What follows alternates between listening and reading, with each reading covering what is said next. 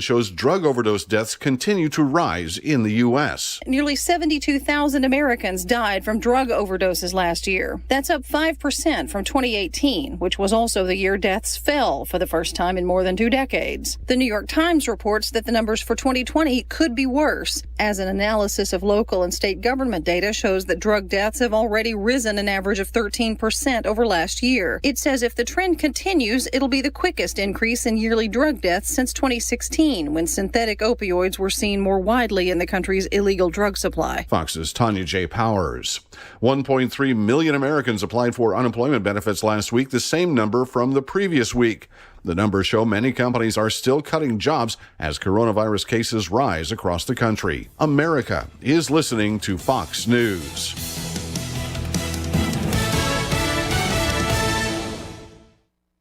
I'm giving Jeb's basement renovations 1 star. He kept asking me what's behind the walls down there. I'm like, why? What do you know? No matter how hard you work for your small business, online reviewers will find something to complain about. And then he's like, you can trust me with the job. And I'm all like, trust? And while Progressive can't save you from these trolls, we can help you save money on commercial, auto, and business insurance. Yeah, he charged me less than he said he would, which is lying. Get a quote online today at progressivecommercial.com. Progressive Casualty Insurance Company, affiliated and third-party insurers. It's the perfect time for a powerful business refresh during Dell Technologies Cyber Savings Event. It starts now with up to 50% off high-performance Windows 10 business laptops, desktops, and servers, plus top-brand electronics. It's also your chance to streamline IT and simplify PC life cycles with PC as a service. Dell Technologies recommends Windows 10 Pro for business. Call 877-ASK-DELL for a Dell Technologies advisor who can help you find the right tech. That's 877-ASK-DELL or visit Dell.com/smallbusinessdeals.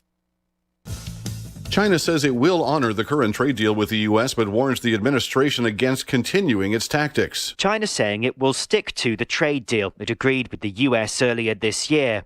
But at the same time, it's warning of a response to what it calls America's bullying tactics. China accusing the US of gangster behaviour after President Trump ordered the revoking of special trade privileges for Hong Kong. China also pledging to retaliate after the US announced sanctions against top Chinese officials and companies. Simon Owen, Fox News. A group of key U.S. House Democrats backing airline unions push for a new round of government bailouts to keep workers employed in the face of tens of thousands of possible layoffs this fall. The Democrats are pressing for an extension of the payroll assistance program approved by Congress earlier this year. A government advisory committee is recommending less alcohol for adults and no sugar for toddlers.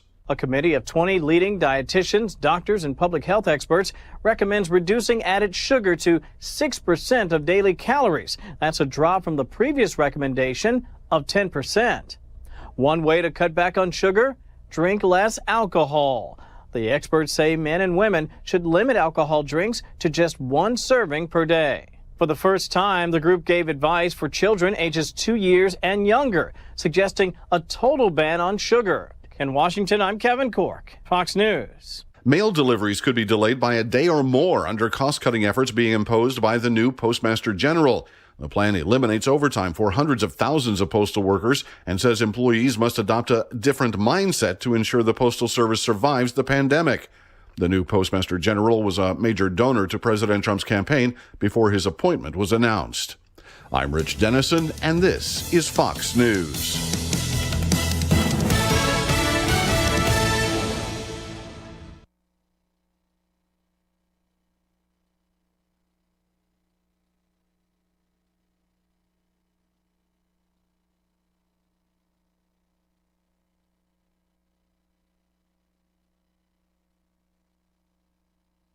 Your news, your town, your station.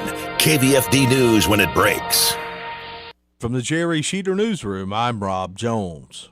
Fort Dodge City Councilman Dr. Terry Minke made his regular appearance on Divine Intervention with Mike Devine on KVFD-AM 1400. While on that program, Minke talked about the new residential complex being built near the Fort Dodge Middle School, and he provided the latest update on the project. The site plan has been set. I think they're doing some engineering work. There's a low spot there. If you look, there's kind of some trees growing up. That's kind of a low wet spot.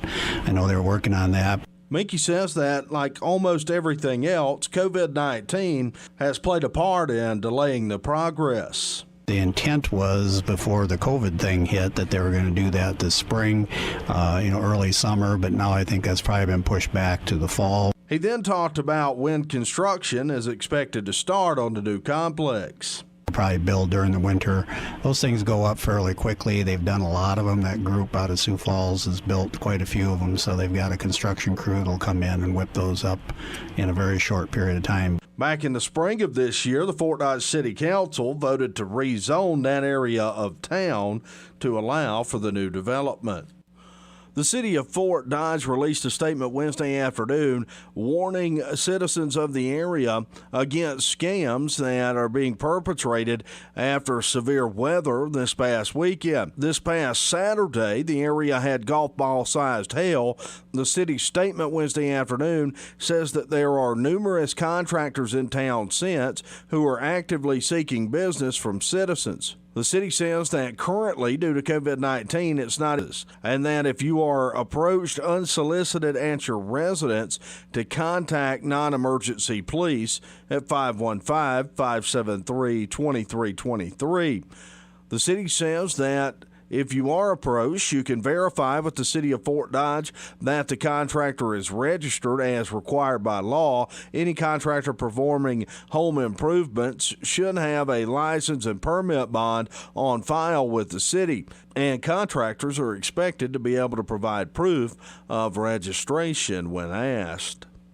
The U.S. Secretary of Commerce has announced that the department's Economic Development Administration is awarding $13 million in CARES Act recovery assistance grants to capitalize and administer revolving loan permits here in the area. They'll receive a $550,000 assistance grant to encourage new or expanded development activities to provide loans to businesses impacted by COVID-19.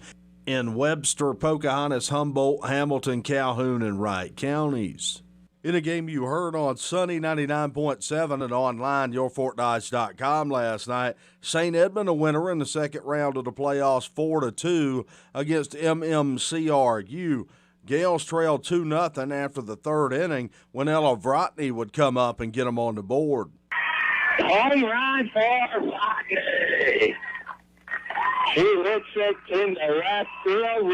It's now 2-1. Rodney helping herself out with a one-out homer. Brian Peters on the call of the Vrotny home run, part of a 4-run fourth inning for the Gales. That would be all Vrotny would need in the circle. She would go the distance, allowing just 2 runs on 8 hits. Gales move on to Friday night. They'll take on traditional powerhouse Akron Westfield at 7 p.m. Softball playoffs from around the area. Algona 13-0 over Garner Hayfield Ventura in 3A. Humboldt over Southeast Valley 10-0 in 3A. 2A, Emmetsburg over East Sac County 11-1, Manson Northwest Webster 10-5 over Pocahontas area, and Ogden 12-0 over Clarion Goldfield Downs in 2A. That's your Alpha Media News Update from the Jerry Sheeter Newsroom. I'm Rob Jones. Here's the AM 1400 KVFD weatherology forecast. Skies become mostly sunny here this afternoon with a high into the mid-80s. Winds out of the southwest around 5 to 10 miles per hour. Then for tonight, increasing cloud cover and a low near 65. By Friday, a slight chance for showers and thunderstorms. Partial sunshine develops a high around 89. Saturday, mostly sunny skies, a high of 95. From the Weatherology Weather Center, I'm meteorologist Jennifer Wojcicki. Currently, it's 79. Michael Devine, the Doctor of Truth. Does anyone have anything they'd like to confess? That AM 1400 KVFD. All right, I am the Doctor of Truth, Michael Devine, and this is the time of week we talk with someone from the Fort Dodge Growth Lions. And we're bringing in the big guns today, boy, because we've got Kelly Halstead on the air with us. How are you, Kelly? Great, Mike. How are you? I'm pretty good. I don't know if you're aware of it, but the city of Fort Dodge is talking about lessening penalties for small amounts of marijuana, which I hope that they do. I don't know why I hope that. I just do. Yeah, I saw that. That was on the. I was on the city council meeting on Monday, and I saw that was on the agenda. They didn't really talk about it. But. I think that would be great for economic growth, to let it be known that Fort Dodge is a marijuana-free zone. So I hope you'll be selling that when you're trying to get new businesses to come to Fort Dodge. Hey, you can come here and get stoned, and nobody will bother you. You know, just an idea. You know, just an idea. Not sure if that's on the top of my value proposition. So have you swung a golf club this year? Not one. Well, I keep asking your buddy Janice Valentine, and she pretty much gives me the same answer. So what you girls retire from golf, or what's going on here? Oh, I think that she has a couple times. I think she got rained out last. Oh, we usually golf on Tuesdays, and I think she got rained out on Tuesday. Well, that's a huge bummer. Kelly Halstead's our guest. She's with the Fort Dodge Growth Alliance. What's your official position there at the Growth Alliance, Kelly? Economic Development Director. There you go. How's that been going for you? Great. All right. And, it's really odd. We've been working from home for part-time during the COVID and what have you. And I thought, what am I going to do, remotely? But, man, I have had more projects and more things going on during COVID than I normally do. So it's been really good to be able to focus on that and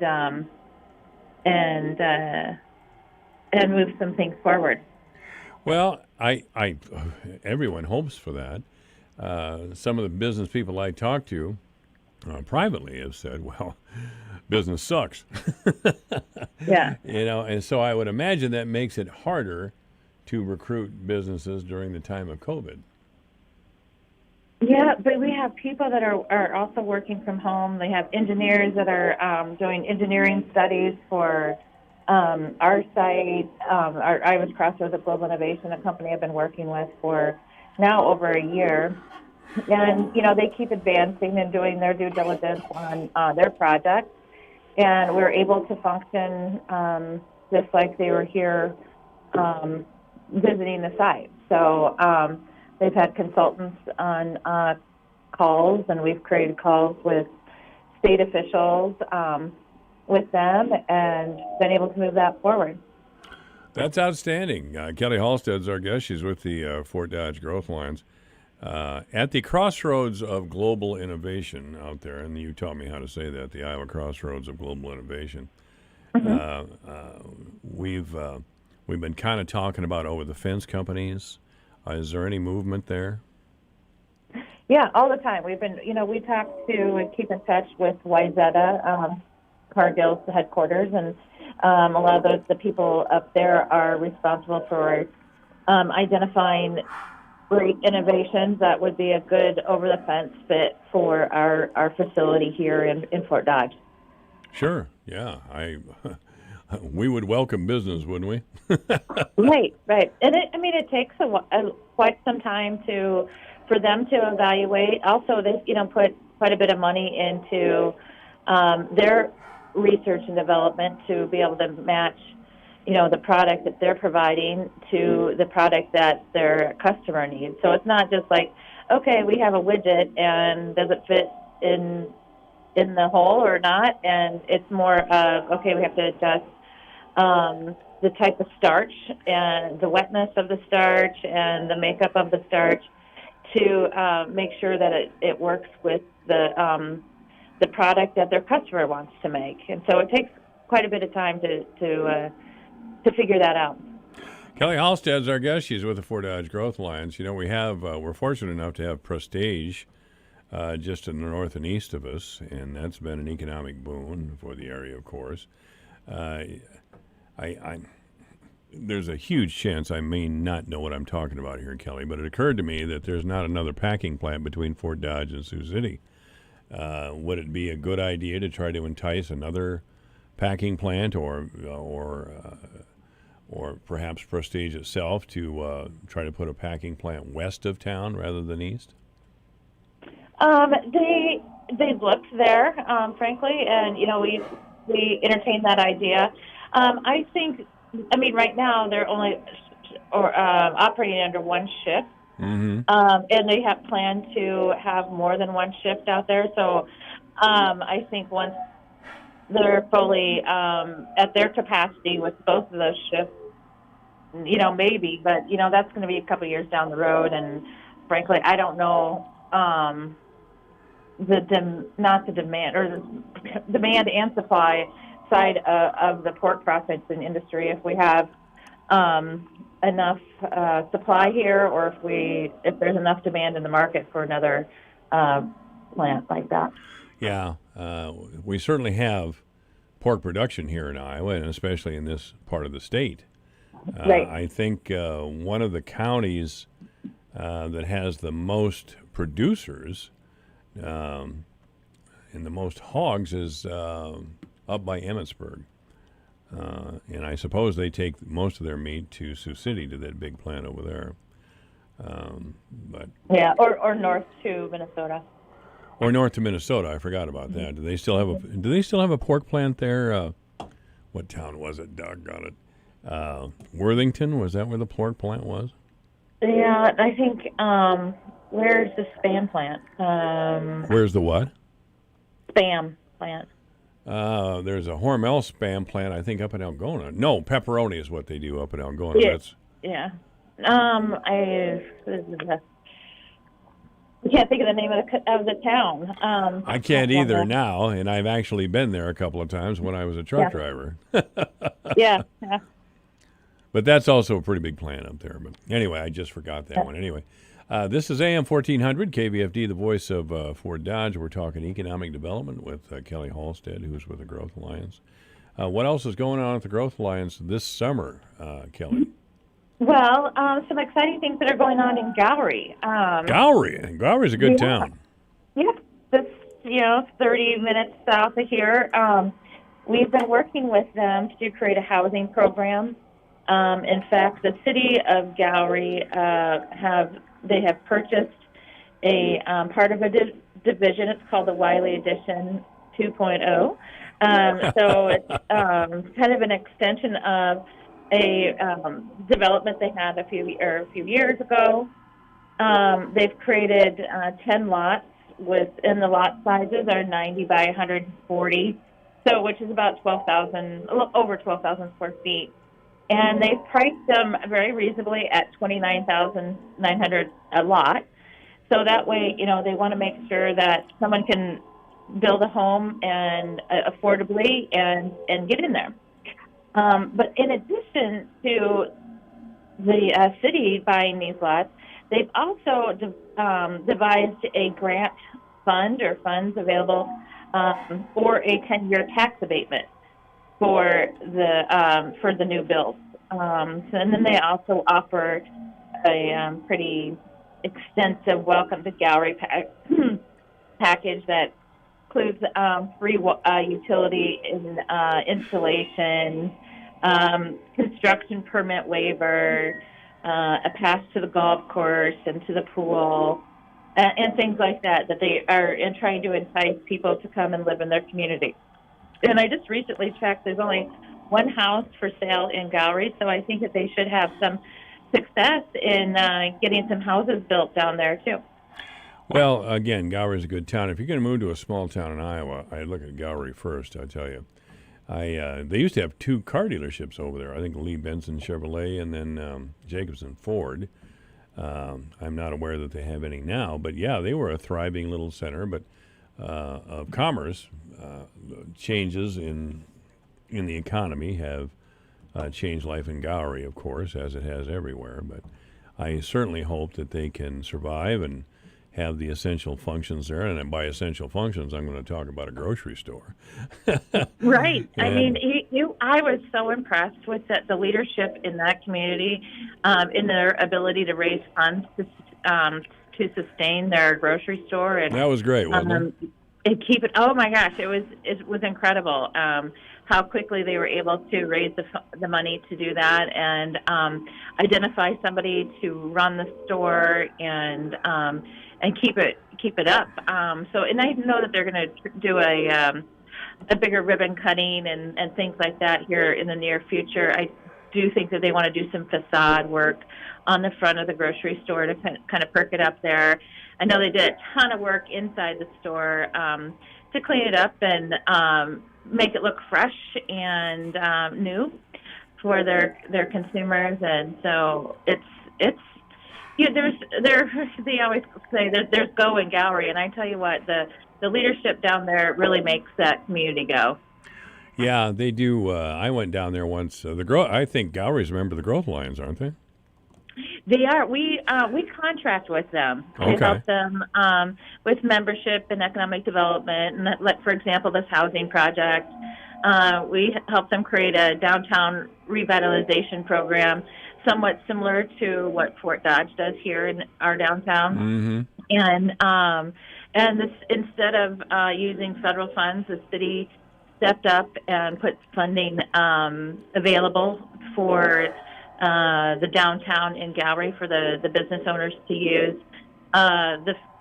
Unfortunately, they weren't able to use the funding that's from the Fed funneled to Iowa Economic Development Authority, because there's so many restrictions on that the city said, hey, you know what, we'll just put our money up and hope that we can spur some redevelopment in downtown. How do you think our downtown development is going here?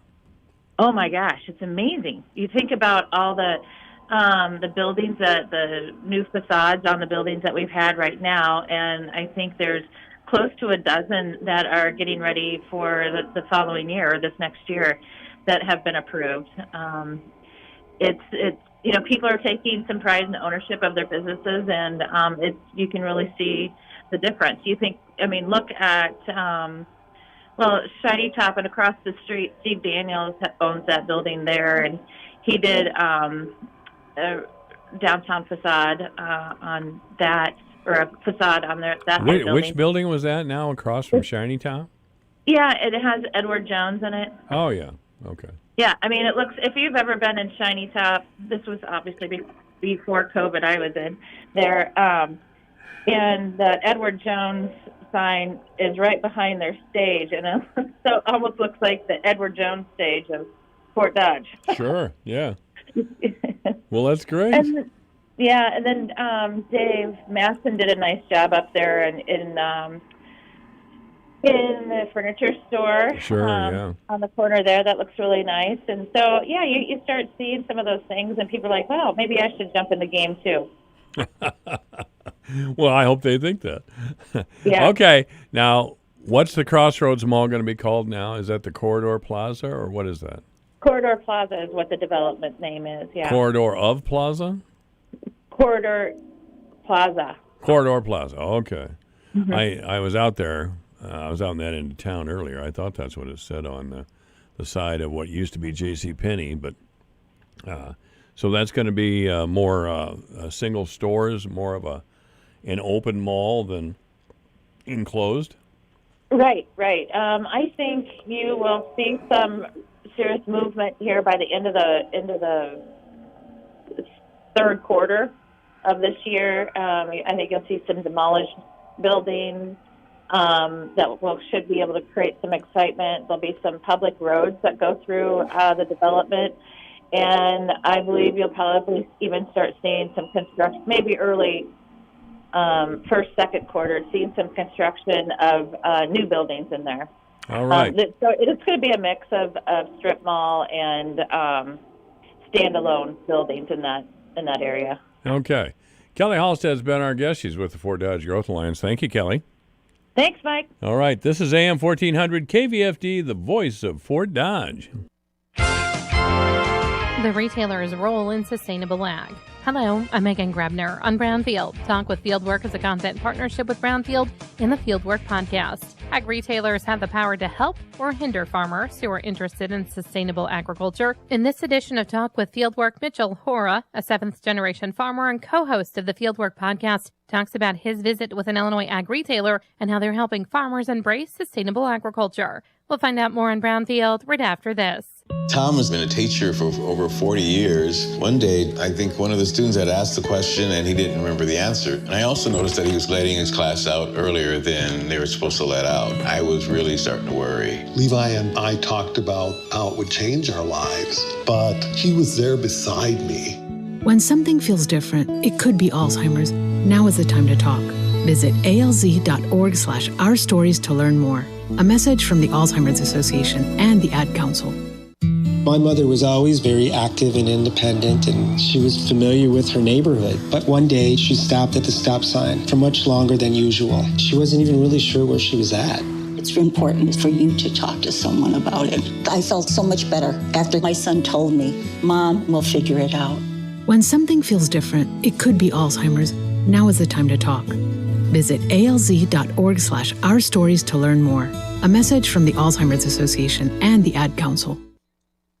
Ag retailers provide a crucial service to farmers. They can supply everything from seeded inputs to agronomic advice.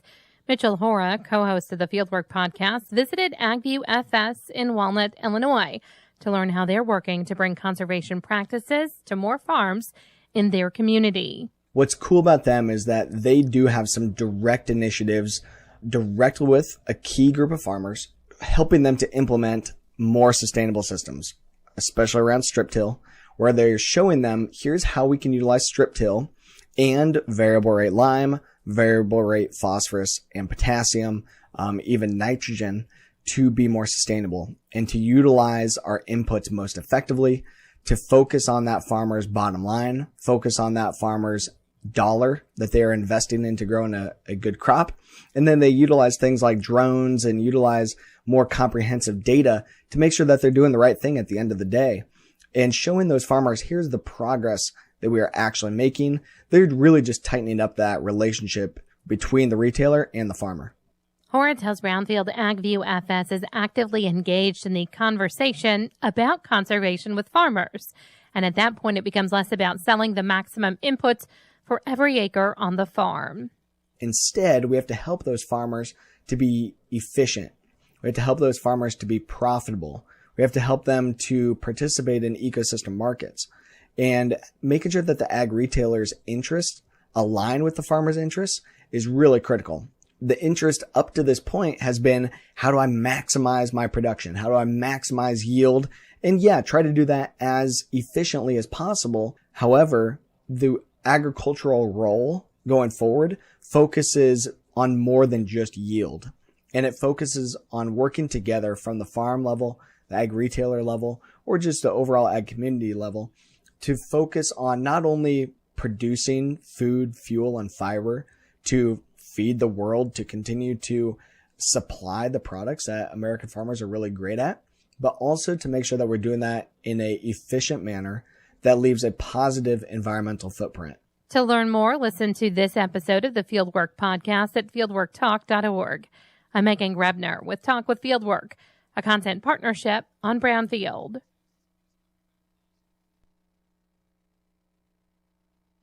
Your news, your town, your station. KVFD News when it breaks. From the Jerry Sheeter Newsroom, I'm Rob Jones. Fort Dodge City Councilman Dr. Terry Mankey made his regular appearance on Divine Intervention with Mike Devine on KVFD-AM 1400. While on that program, Mankey talked about the new residential complex being built near the Fort Dodge Middle School, and he provided the latest update on the project. The site plan has been set. I think they're doing some engineering work. There's a low spot there. If you look, there's kind of some trees growing up. That's kind of a low wet spot. I know they're working on that. Mankey says that, like almost everything else, COVID-19 has played a part in delaying the progress. The intent was, before the COVID thing hit, that they were going to do that this spring, early summer, but now I think that's probably been pushed back to the fall. He then talked about when construction is expected to start on the new complex. Probably build during the winter. Those things go up fairly quickly. They've done a lot of them. That group out of Sioux Falls has built quite a few of them, so they've got a construction crew that'll come in and whip those up in a very short period of time. Back in the spring of this year, the Fort Dodge City Council voted to rezone that area of town to allow for the new development. The city of Fort Dodge released a statement Wednesday afternoon warning citizens of the area against scams that are being perpetrated after severe weather this past weekend. This past Saturday, the area had golf ball-sized hail. The city's statement Wednesday afternoon says that there are numerous contractors in town since who are actively seeking business from citizens. The city says that currently, due to COVID-19, it's not issuing any peddler licenses, and that if you are approached unsolicited at your residence, to contact non-emergency police at 515-573-2323. The city says that if you are approached, you can verify with the city of Fort Dodge that the contractor is registered as required by law. Any contractor performing home improvements should have a license and permit bond on file with the city, and contractors are expected to be able to provide proof of registration when asked. The U.S. Secretary of Commerce has announced that the department's Economic Development Administration is awarding $13 million in CARES Act recovery assistance grants to capitalize and administer revolving loan funds that will provide critical gap financing to small businesses and entrepreneurs that have been adversely affected by COVID-19. One of the investment recipients is Mid-Iowa Development Association Council of Governments here in the area. They'll receive a $550,000 assistance grant to encourage new or expanded development activities to provide loans to businesses impacted by COVID-19 in Webster, Pocahontas, Humboldt, Hamilton, Calhoun, and Wright counties.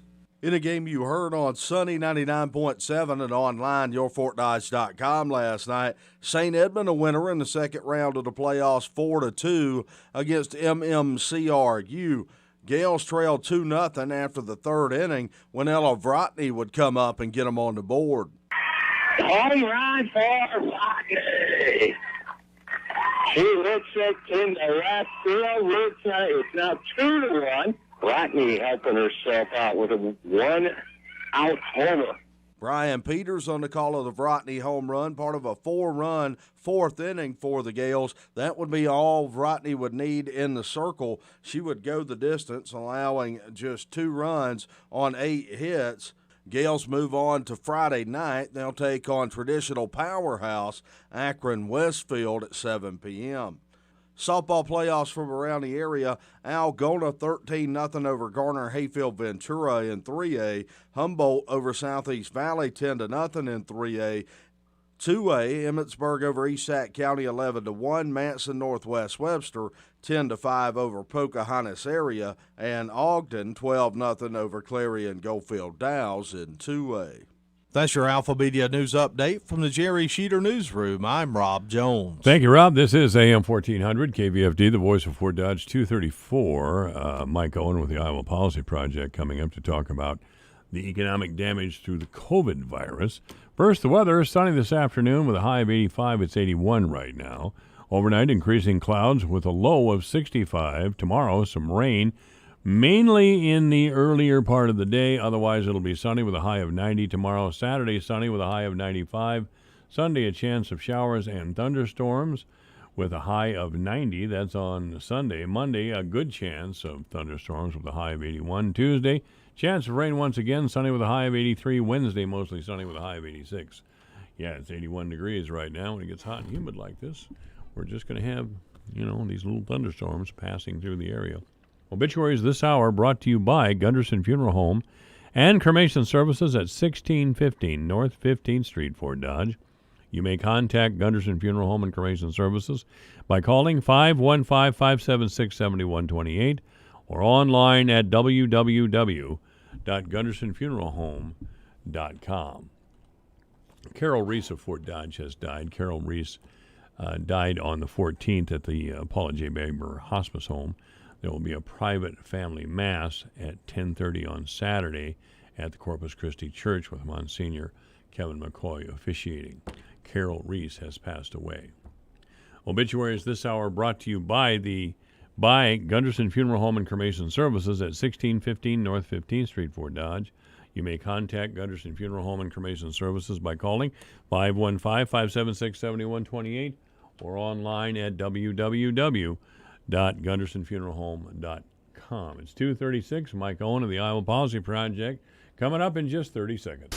At Jim's Carpet One Foreign Home, we're here to help with a home project you've been waiting to do. And when you come in now, you can save up to $1,000 during our Save Big, Shop Small sale, and even with special financing available. Hi, this is Dean Sternberg with Jim's Carpet One. Come into Jim's Carpet One and find a perfect new floor for the way you live in a comfortable neighborhood setting. We're also ready to meet with you virtually, by private appointment, or in the comfort of your own home. Jim's Carpet One, we're back and excited to meet with you. Michael Devine, the Doctor of Truth. Does anyone have anything they'd like to confess? At AM 1400 KVFD. That's right. I'm Michael Devine, the Doctor of Truth. And with me now is, well, he's not a doctor, but he's been a journalist for a long time and with the Iowa Policy Project for a long time. He's Mike Owen. How you doing, Mike? I'm doing well. I think I only have a master's of truth. You only have a master's? You have a doctorate. Well, I might point out that's not from an accredited university. Everybody else is redefining terms, so I just redefined my own education and said I'm the Doctor of Truth. Well, that's good, but before we talk about the topic of the day, I have to give you thanks for noting on Facebook last week, when you noted that you've been watching the 1965 All-Star game. Absolutely. And I was thinking, gosh, I wish I'd have seen that. Well, that night, for whatever reason, I got up in the middle of the night, couldn't sleep, turned on the TV, and it was on again. All right. And the first thing I see is Willie Mays stepping to the plate, wearing a Cubs batting helmet. Yeah, that's right. Yeah, because his batting helmet didn't show up, and so he grabbed Billy Williams' batting helmet and went to the plate and hit a home run. Nothing wrong with that. No. As I put on my Facebook post, the pitcher for the American League was Sudden Sam McDowell. Yeah. And Sudden Sam was a pretty cool guy. He fought back from some problems in his personal life, and he's still alive and a successful man today. But he was known as a fastballer back in those days, big, tall fastballer. He probably was pretty intimidating up on the mound. But the three batters he had to face were Willie Mays, Hank Aaron, and Roberto Clemente. And I thought, who did Sudden Sam tick off that bad? God is mad at you, Sam, for some reason. Great. Great. Anyway, on to the topic at hand. Yeah. The COVID virus has changed our lives in some very strange ways. I mean, I took acid back in the 60s, and the day hasn't looked as weird as it does now. But this has got to be hurting our economy. I heard at the federal level that they're trying to get something done with another round of stimulus payments, but of course the Republicans really, really don't want to do that. They're going to do it grudgingly, but really they don't want to do it. Well, it's overdue. Oh yeah. Yes, it is. So, I mean, either they want the economy to recover, or they don't. And that's what they have to decide, because it's going to take stimulus at the federal level that's going to include aid to states and local governments, because those folks, I mean, already we have a state budget that, as Peter Fisher wrote the other day, for us is really based on a mirage of revenues. The revenues simply will not be there to support the current year budget that was just passed by the legislature. Now, is that on the Iowa Policy Project website or Iowa Fiscal, or? It is on the Iowa Policy Project website, and I will send you a link. Hopefully I can do it as we're speaking. Well, that'll be cool. By the way, you can find out more about actual research regarding the economy and a number of other things. Of course, we all have old climate change Dave there. But the Iowa, you can go to iowapolicyproject.org or iowafiscal.org. If you really want the nuts and bolts of the economy, you can go to Iowa Fiscal, because that brings you a lot of information. It really does. Not that the Iowa Policy Project website does not as well. It's just more encompassing. The Iowa Fiscal, as its name implies, pretty much sticks to the numbers. So anyway, Peter's piece is right at the top of the Iowa Policy Project page, front page. But I will send you a direct link to that item. So that's one angle on this, is that we have to make sure that public services that the economy depends upon, and public workers whose pay goes into the economy and supports the economy. We have about 1 in 6 jobs in the state that are public sector jobs. We forget that a lot of times. That's a big contribution to the economy. So when those things go away, it hurts across the economy. It hurts small businesses. It hurts across the economy. Yes, so that's one angle on it. We have to make sure that there are supports for people who are having trouble getting by in this situation, many of whom have lost their jobs. The latest unemployment claims data for last week came out this morning, and it shows that it's like over 11,000 new unemployment claims.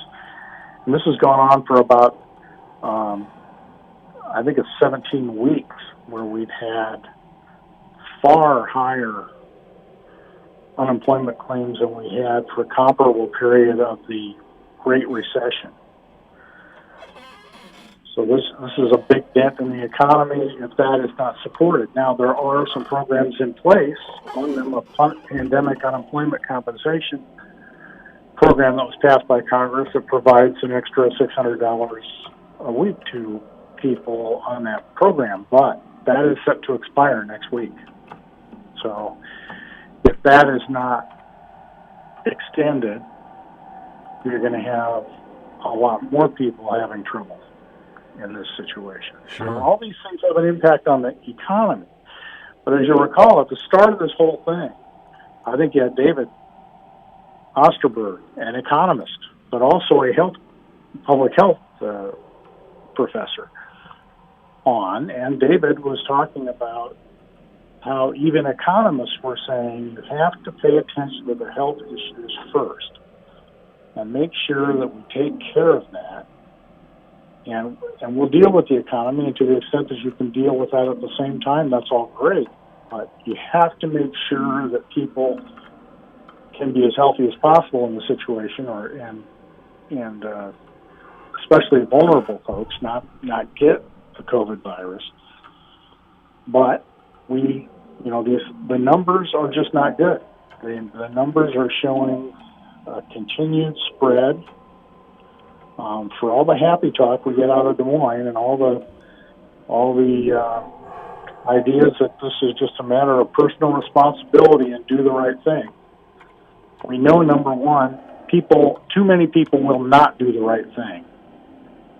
They will not use masks. They will not do social distancing in a meaningful way. They will ignore the fact that even if they are not a vulnerable person and may not be showing any symptoms of the coronavirus, they may have it and they may be spreading it to people who are vulnerable. And the numbers show that it is growing in the state. And it had gone down, starting to go down, but everybody warned of a second round. We never really finished the first round, and it's already going up again. And deaths are going higher. We're up today, as of just a few minutes ago, we are up to 778 people in Iowa have died due to the coronavirus, and that would be a conservative number. Well, nobody likes to hear that. Nobody likes to hear that, and it's a frightening time. I would also call for more transparency from public health officials. They are so locked into this wearing a mask thing and socially isolate, and we've been doing that since February. That's 6 months ago. We've been hearing the same thing day in, day out, socially isolate, wear a In mask. Iowa more in March, but What's that? in Iowa more in March, and not a lot of people did it from the outset. But Well, it's been pretty spotty. Yeah, well, thank you for correcting me, Mom. But anyway, I would call for more transparency from the medical community because it appears they're just trying to scare us. And that's fine. But let me know, and let all of us know, if you're working diligently, what has been accomplished. We hear these little stories every now and then that there could be a vaccine here or there could be some sort of breakthrough over here, but really nothing from the established medical authorities. Fauci wants to come out all the time and say, wear a mask. Well, okay, thank you, doctor. Is there anything else that we need to know? Like, are we getting any closer to some sort of normal life? Because it has been months. It has been weeks and months, and they're still saying the same thing, and it's very, very annoying. Well, it may be annoying, but it's also, for a lot of folks, a matter of life and death. I think we've heard the term, or heard the remarks even from our governor, that we have to learn to live with this. Well, not everybody can live with this. In fact, people will die with it. This is really, really serious stuff, and we're not getting strong leadership from people whose primary responsibility, get away from all the issues of tax policy that we normally talk about. Get away from a lot of those things that, in a life and death situation, become more extracurricular than central to the issue at hand. There is no more important responsibility of anybody in elected office than to make sure people are safe, or as safe as they can be, and to have the resources to make them safe. But instead, we have distractions, especially from our state government.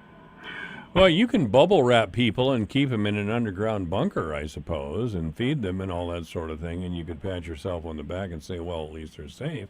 But that's not much of a life. I wonder if we're getting, and I realize that our government is failing us. They don't want to spend the money. They don't want to bankrupt us. And there's acknowledgement, tacit acknowledgement from some sources that the Democratic Party is trying to tie the COVID virus to Trump as if he created it and sustained it, and they want to keep that up right up to the election, because if you have a major political candidate tied to a deadly disease, that guy's goose is cooked. And those are things that come into play. But I'm really wondering if we're getting the proper leadership from our medical authorities and our professionals. They want to show up and flash their credential and say the same thing day in, day out, week in, week out.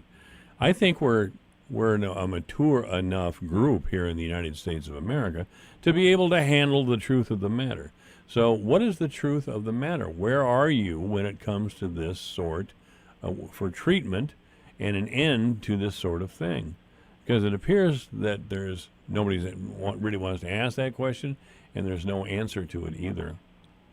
Well, I think my impression is that they're answering it as best they can. They don't have an answer yet, and they're working on it. There have been some signs that they're making progress.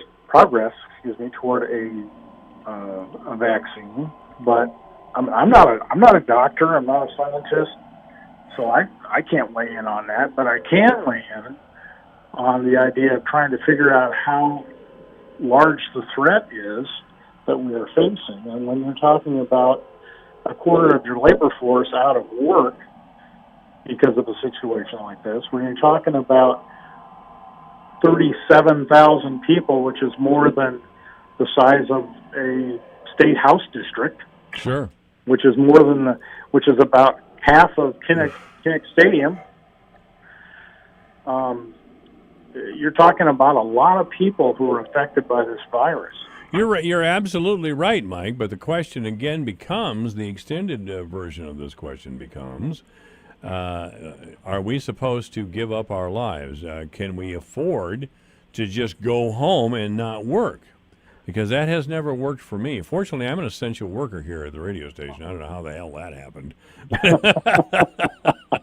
I can't think of another time in life when I've been declared essential, but here I am, essential. But there's a lot of people out there that are facing some very serious problems. As the answer is for the government to step in And if the government's going to step in more than it has, and you got to remember unemployment's $600 and sometimes more than that. Where are we going here? We're just playing defense and knocking and batting balls back across the table or something. This is what's becoming frustrating. We're told, well, apparently we can't be involved as people. We need to be told to go sit down, shut up, wear our masks, and socially isolate and stay home whenever you can. And if you don't wear your mask in public, you're an insensitive brute of some sort. All right, fine. I'll be willing to wear my mask wherever the hell anybody wants me to. But your picture, you look good in a mask, Mike. Thank you very much. But I, as an adult, as a mature human being, I have to ask where we're going here, because we're playing the same song all the time. So I understand that you believe that is the correct song, and you very well might be right. But I need a little bit more than that. I need a little bit more than socially isolate, stay home, quit your job, wear a mask. That's we're heading into the school season. I think that's a real good point. So we are heading into the school season, and people are they're looking at it from different angles. It's my view, as somebody who formerly served on a school board, that certainly at the state level, and it filters down to some extent, although it's being handled differently in different school districts, I'm sure, people have not been prepared to deal with this question that is now right smack dab in front of us. And I think, I know I've had private conversations with many people early in this process about, okay, here we are in May. The current school year isn't quite finished yet. Kids are out of school and need to be. What are we going to do for the summer? Well, what did the governor say? Go ahead and play softball and baseball. You got to be kidding me. That was reckless, because you have a bunch of people and I love those kinds of sports. I love those kinds of activities. I used to go to them. I used to cover them as a news person. I don't want to see them shut down in regular world, but this is not a regular time, and we shouldn't be having those kinds of things going on and having people exposing themselves and their families to that kind of risk for a non-essential activity. I mean, we were just talking a few minutes ago about watching old All-Star games on TV. Right. Is it the best thing to do? Would you rather go to a ball game and see one live? Would you rather go to the movie theater? Would you rather go bowling? Would you rather go swimming? Would you rather do all these kinds of things? Of course you would. But there are a few sacrifices that, let's face it, are really first world sacrifices. We've made plenty of sacrifices, Mike. We've made sacrifices. It's time for the medical community to step up and give us some kind of timeline. That's all I'm asking. If we know, we feel involved in the process rather than lectured to, and there's a big difference. If we are considered open-minded, intelligent people who should be part of the conversation on how to proceed with the COVID virus, I think there would be a much different attitude in the country rather than this suspicion and hostility that comes along with these constant demands to stay home and isolate and all these other things. Because believe it or not, as far as I'm concerned, life is to be lived, not endured. We're enduring some life right now. And we need to change the way that we're approaching this. And it starts with certainly the state and federal government, and it certainly starts with the medical community. Step up. If you're going to scare the hell out of us day in and day out, fine. We're going to take your word that it's. We can see with our own eyes that people are dying of this terrible disease. We're gonna be responsible citizens and do what we need to do. But you have to give us more than that. Anyway, Mike, I've given my 2 cents, and I appreciate you being on. And we're going to have to go because the news is coming up. Mike Owen of the Iowa Policy Project has been our guest. Go to iowapolicyproject.org or iowafiscal.org for more information. Thanks again, Mike. Thank you. All right. This is AM 1400 KVFD, the voice of Fort Dodge. Blue Ribbon, Pelham Waters, your water pro since 1949. Who would have thought there'd be entire aisles devoted to bottled water, and that people would buy more water than pop? I'm Brian with Blue Ribbon Pelham Waters here in Fort Dodge. Spring water, drinking water, mineral water. There's so many choices, and we're proud to offer you them all. From our own refreshingly pure drinking water to ultra-pure Mountain Valley spring water, Blue Ribbon Pelham's is your complete water store.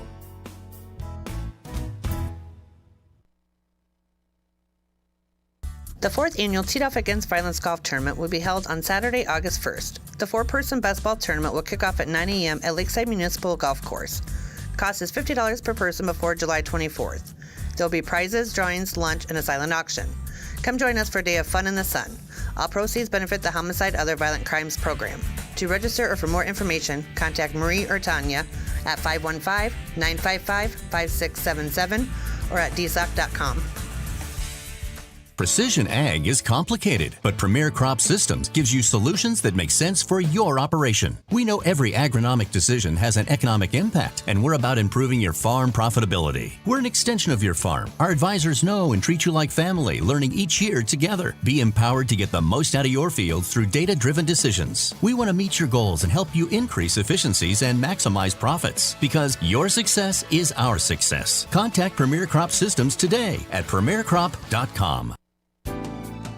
During this challenging and unprecedented time, Gunderson's is here to serve with expert guidance and understanding to each family and their unique needs. We provide options for funeral, cremation, memorial, virtual, and webcast services, either presently or at a later date. We understand that grief does not wait. We are trained to help you walk this path to bring comfort and support. Every life deserves to be recognized and celebrated, whether it be together or afar.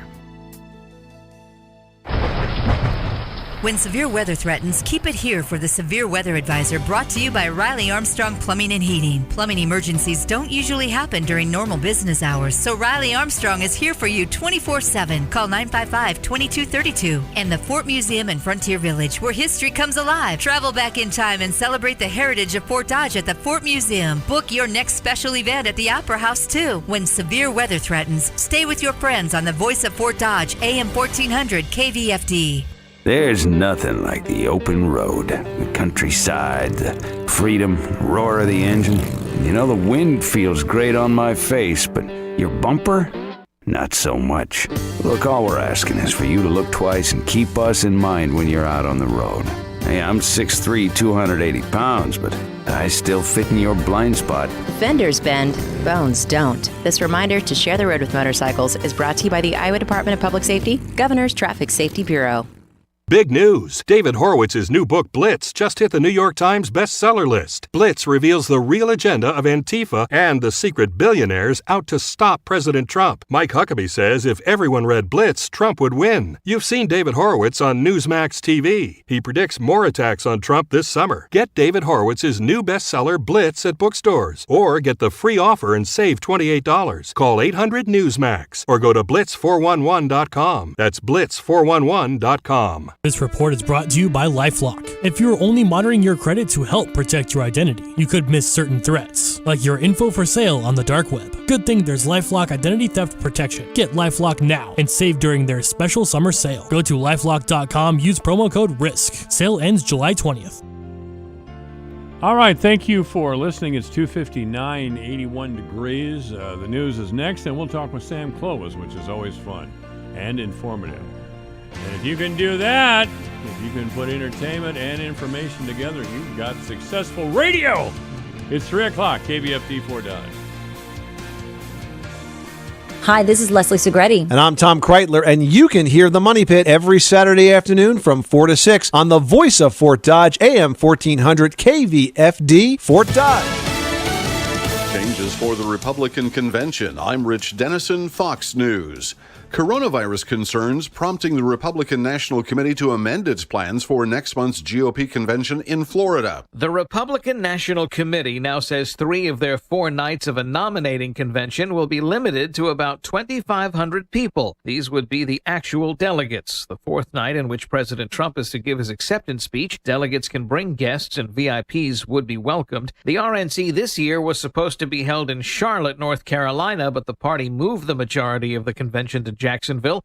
after not being assured North Carolina COVID rules would permit a large event. Fox's Eben Brown in Broward County, Florida. The Supreme Court leaving in place an appellate court decision that prevented felons from voting if they're unable to pay fines or fees. It's a setback for former felons hoping to vote in upcoming primaries in the November 3rd presidential election. Justice Sonia Sotomayor dissented along with Justices Ruth Bader Ginsburg and Elena Kagan, arguing the court's order prevents thousands of otherwise eligible voters from participating because they are poor. Fox's Jared Halpern in Washington. The U.S., U.K., and Canada are accusing Russia of trying to steal research on possible coronavirus vaccines. The country's saying a range of institutions have been targeted by a group known as Cozy Bear, which Britain says is almost certainly part of Russia's intelligence services. The U.S. accused Cozy Bear of hacking Democratic Party emails in the 2016 election campaign. Russian media reports the Kremlin is rejecting the allegations. Fox's Simon Owen.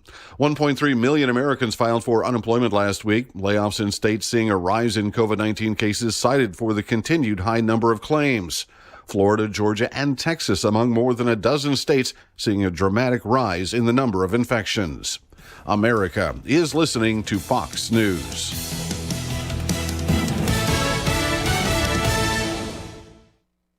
It's happening. In just days, Publishers Clearinghouse will be ready to award $7,000 a week for life. That's $7,000 a week, week after week, for life. Don't miss your last chance to win. Go to PCH.com and enter before it's too late. That's PCH.com. Better hurry if you want the next big winner to be you. Enter now at PCH.com. Entries due 8/26. No purchase necessary. Void where prohibited. Progressive Motorcycle presents Road Wisdom from the Motor. Half man, half motorcycle. To find your balance, keep riding. And if you stop, put your feet down. So you don't fall. Progressive Motorcycle also presents Roadside Assistance. Progressive Motorcycle, for those who were born to ride.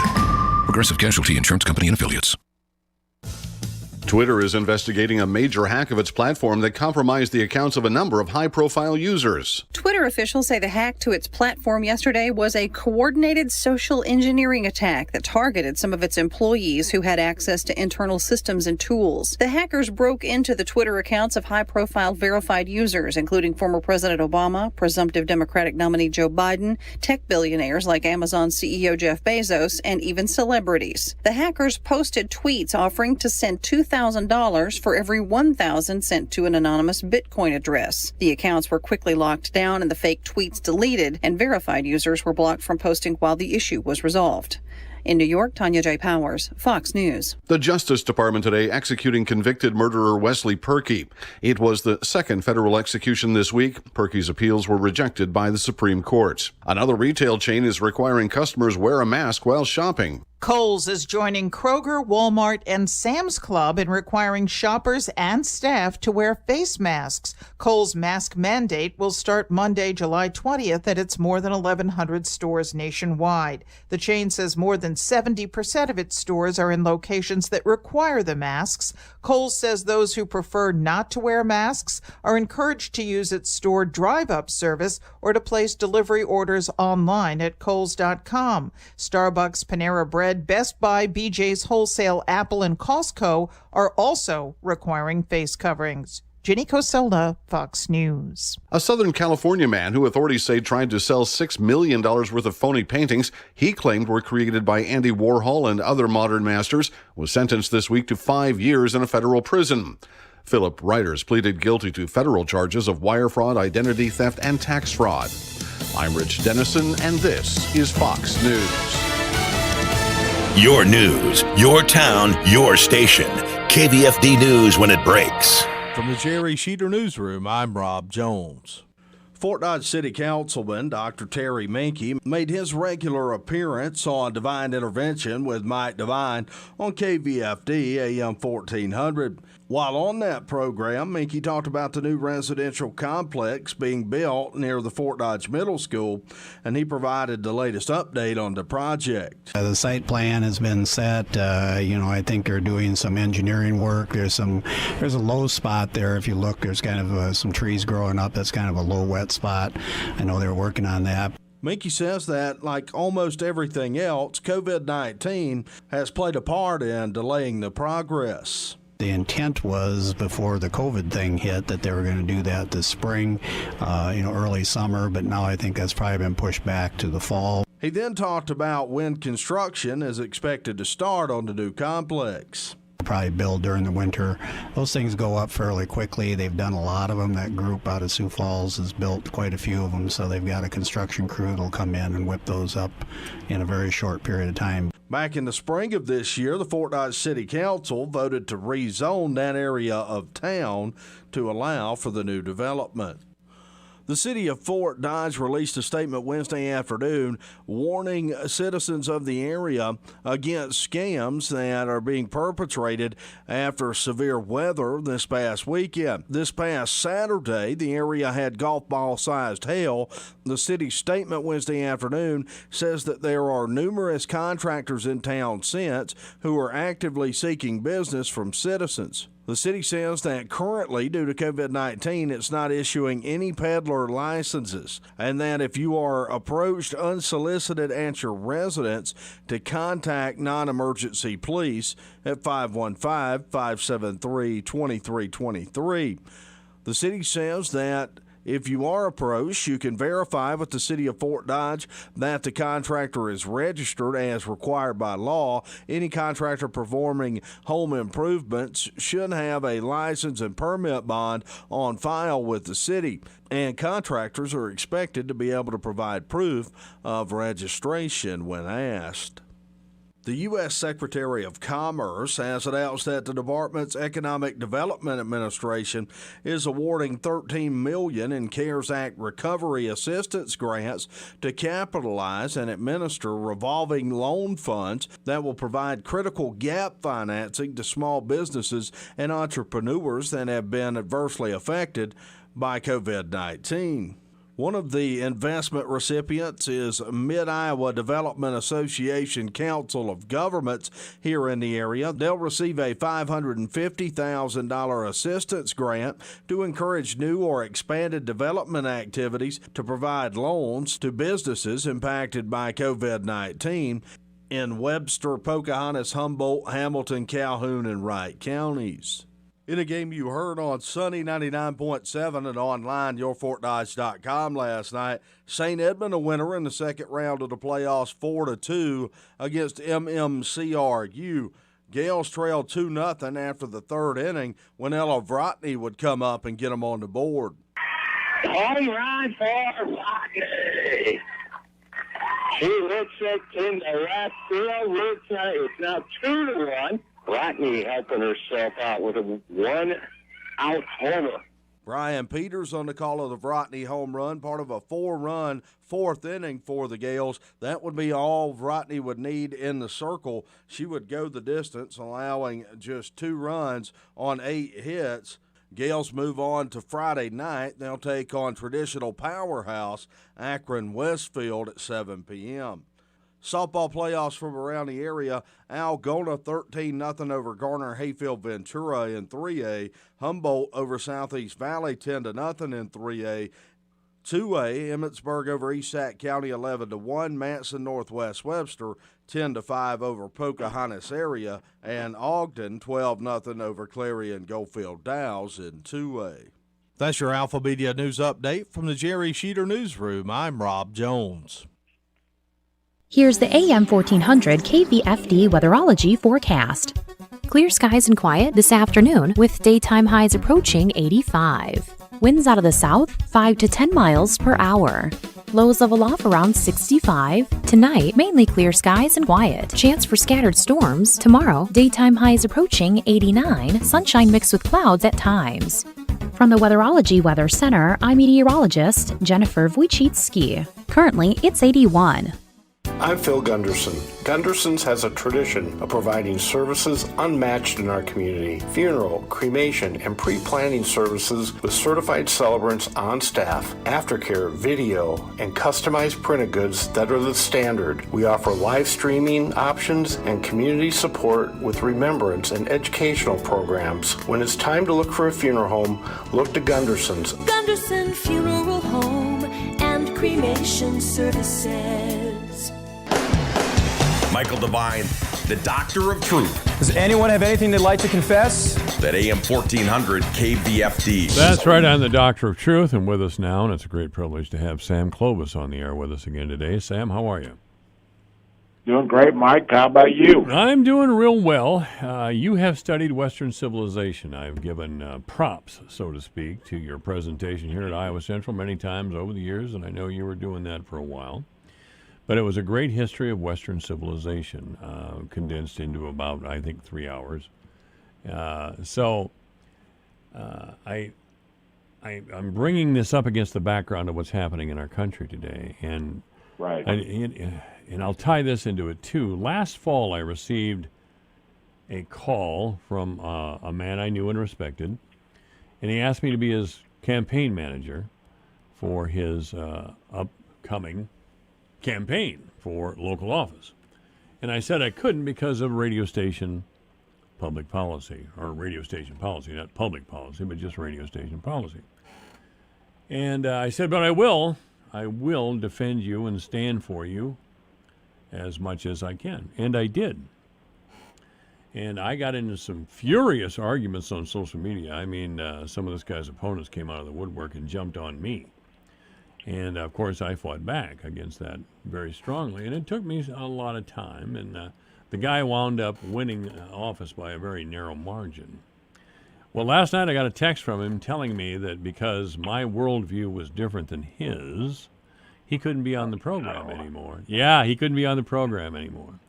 And that's kind of an offhand way of calling me a racist, or an offhand way of calling me a bigot. Now, I'm not a racist person, and I would challenge the listening audience or anybody else anywhere.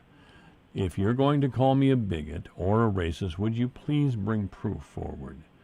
Because we live in a post-proof society now, Sam. And I'm just going to finish up, and I'm going to turn this over to you. When I was a sophomore in high school, I was required to read George Orwell's 1984. With the new speak and the new think and the redefinition of words and the prosecution of those that were guilty of disloyalty to God knows who. And everybody lived in fear. That was the underlying tone of George Orwell's book that he wrote in the late 1940s, by the way. And he based it on Stalin, a leftist if there ever was one. Right. But there was an underlying tone of fear. And I feel that in the country today. Listen, I'm an older man, Sam. I could retire, but I'm not going to, And I challenge anyone out there to bring proof that I'm a racist, because you don't have it. You don't have it. You are making a false accusation, and it doesn't seem to make any difference anymore. The accusation has been made. The accusation itself, Sam, is proof. You know what I'm talking about. Yeah, exactly. Yeah, it was like in a lot of with the Clarence Thomas hearings and everything, when you had the idea that it is the seriousness of the accusation or the seriousness of the charge that is enough to disqualify a person from office. And I think that this is exactly where the left goes most of the time. The people on the right or the Republican Party, they're not the same. I don't think they're as much on the right as they tout. But I think conservatives out there are generally nice people. And I think I'm at the point now where I don't want to be nice to them anymore. They haven't been nice to us. Oh, and no. They lie about us. Oh, they do. I mean, lie. I am living proof. I am the personification of having the media lie about me to the point that I eventually got so fed up with it. That's why I came back to Iowa, was because I was sick and tired of reading the lies in the newspapers and hearing it on the air, and none of it true, but we couldn't fight back. And that was, to me, was one of the reasons that I finally decided that I'd had enough and I was coming home. Yeah. I don't know where we lost our way exactly. Some would say, oh, the Supreme Court's decision to outlaw prayer back in '62. And maybe there's something like that. But we don't teach morality anymore. We don't teach the value of reason and logic. Is there any reason and logic happening in our country today? In our political and business leadership, the most powerful people in our society have revealed themselves to be shameless cowards. And a guy I thought who I was friendly with showed me who he really was, and I'm disappointed. But he showed me nonetheless. Yep. Well, I think that, that we're all, most of us, unfortunately, we're all finding out exactly where we stand in this whole mix. And I think one of the things that has been disturbing to me is the fact that we have no one fighting back. There's no one on the right fighting back at all. Well, never mind on the right. How about in the name of decency and the culture of our country, or any of those things? How about in defense of the truth? Are any business leaders interested, or academic leaders? Well, the academic leaders are just are cowering under this onslaught. But our business leaders especially should have a little bit more leadership in them, or they don't deserve where they're at. I think it's Mike Stitz of T-Mobile advertised. Yep. T-Mobile advertised on the Tucker Carlson show for years and years and years. Something happened, and all of a sudden, T-Mobile decided not to advertise on Tucker Carlson show. And Mike Stiltz, I think is his name, or Stitz or something, acted as this was a great day. He was on social media, oh my God, bye-bye, Tucker, we'll never do anything with you again. And he seemed to indicate that he was always in disagreement with Tucker Carlson. How can this be? How can you be over here one day and then over here the next? What is that? Well, that's shallowness and cowardice. What else can you call us? And this is a leader of one of the biggest companies in the country. And he's hardly the only one, Sam.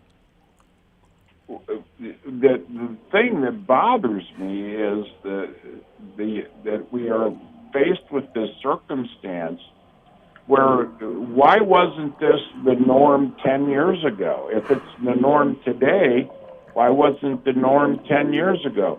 Why not 20 years ago? Why didn't we come to this cathartic outpouring of recognition of things in this country? What this is a complete denial of what it is to be an American. And yes. There's no hyphenation in that. There is no African American. There is no Asian American. There is no Irish American. This is about being an American. We believe in individual liberty. We believe in free will. We believe in the traditional nuclear family. We believe in faith. We believe in community. We believe in these institutions. We believe in merit. We believe in hard work. And what we are being told that is wrong. And that is based on the fact that we're white. It doesn't have any color associated with merit. Meritocracy is about what you are and are you able to achieve. And it goes back to equal opportunity. Not equal outcomes, equal opportunity. And these people don't get it. And they expect us to roll over and just say, okay, yeah, you're right. Well, you're not right. And you're wrong, and I'm going to fight you. I'll step on your toe and punch you in the nose. I will fight you over this because it's that important. It is that important, and it's a great cosmic moral truth. There is, There's a group over in Webster City that calls themselves All Cultures Are Equal. That's a nice sounding phrase, isn't it? Is there any proof out there that all cultures are equal? Or is there proof that some are, well, morally superior? Or are there some that have been more successful down through the years? Yes. Now, is that because they were of a certain ethnic group? I doubt it. I really think that the United States of America became powerful, wealthy, and successful because of adherence to principle. Now, I'm not trying to say that black Americans do not have an argument. They definitely do. But the Civil War wasn't yesterday. It was 150 years ago, you know. Yes, it was. And I think to our considerable credit here in the United States, we've done a lot to repair, do our best to repair the ravages of slavery and the after effects. And I know it's going to take a while. But that history is important and it's critical to understand. And you have to remember the Dred Scott case and the horrible decision by the Taney Court. Oh yeah. That put that in, and so that becomes really one of the issues that led in the 1852 to 1856 is the formation of the Republican Party, and subsequently that got rid of the Whigs, and then in 1860 the first Republican presidential nominee becomes president of the United States, and Abraham Lincoln, and we lost 600,000 Americans. Not Southerners, not Northerners, Americans that were killed in that fight to end slavery. The 13th, 14th, and 15th Amendments codified the elimination of slavery. Then we had, in 1896, we had Plessy versus Ferguson case that had created the concept of separate but equal, another horrible decision that was not resolved until 1954 with Brown versus the Board of Education of Topeka, Kansas, that set that ship right again. That's the history. I guarantee you, you talk to any of these pukes out there protesting, none of them would be able to recall that history like I just did. No. None of them would be able to do it. Sam, and this, I am flabbergasted. Frederick Douglass was a black abolitionist in the mid-19th century. To be a black man who spoke openly in opposition to slavery meant his life was in danger every day. He could have been killed any way, any day, and nobody would have said anything. And everyone knew that. However, he persisted, and there are some of the great speeches on abolition were written by Frederick Douglass. There are statues of Frederick Douglass around the country. At least one has been defaced because the protesters assumed Frederick Douglass was first white and second that he was somehow in favor of slavery. They have no idea what the hell they're doing. Well, they cannot tell you anything about the civil rights movement, about Rosa Parks, about even Martin Luther King. They can't tell you that. They don't know it. And I they think don't know any of the black history in this country. Well, and I think we should point out that most of the people doing the ugly things that I just mentioned are white kids. White kids. Well, yeah. White college graduates. Yeah. White college graduates. Yeah. So what's that tell you? What's that tell you what they're teaching in college? Well, I suppose they instituted some sort of educational plan rather than read 1984. They read something about the appropriate authors from God knows what orientation group out there, but that they didn't learn anything. They learned nothing about our country. Well, I think what's so bad is that there is the suppression of speech at colleges is rampant. Oh yeah. The kids are afraid to speak up in class because they know they will be ridiculed in public in the class, and then their grade will be affected because they pushed back.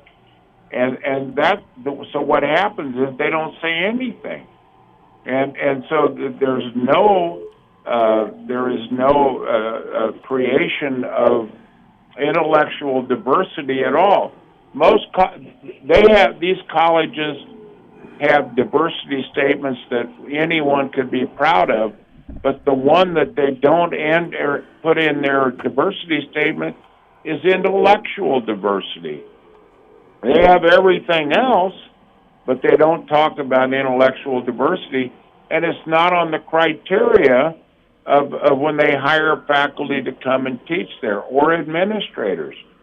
You know, when I was on campus at Morningside College, and thank God I had the president I did. He was and is a friend who supported me and defended me because I needed it from time to time.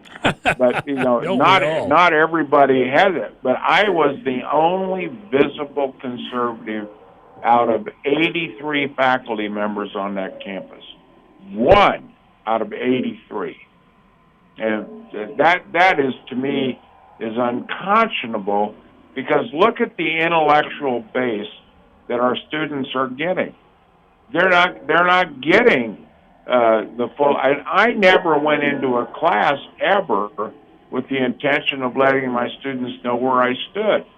Now, as I got further into doing radio and then into politics, my students knew exactly where I stood because all they had to do was Google me. And so no, I'm serious, Mike. And so this became the whole issue for me, was to sit there and say, okay, I am that one guy. Where did the rest of the professors stand?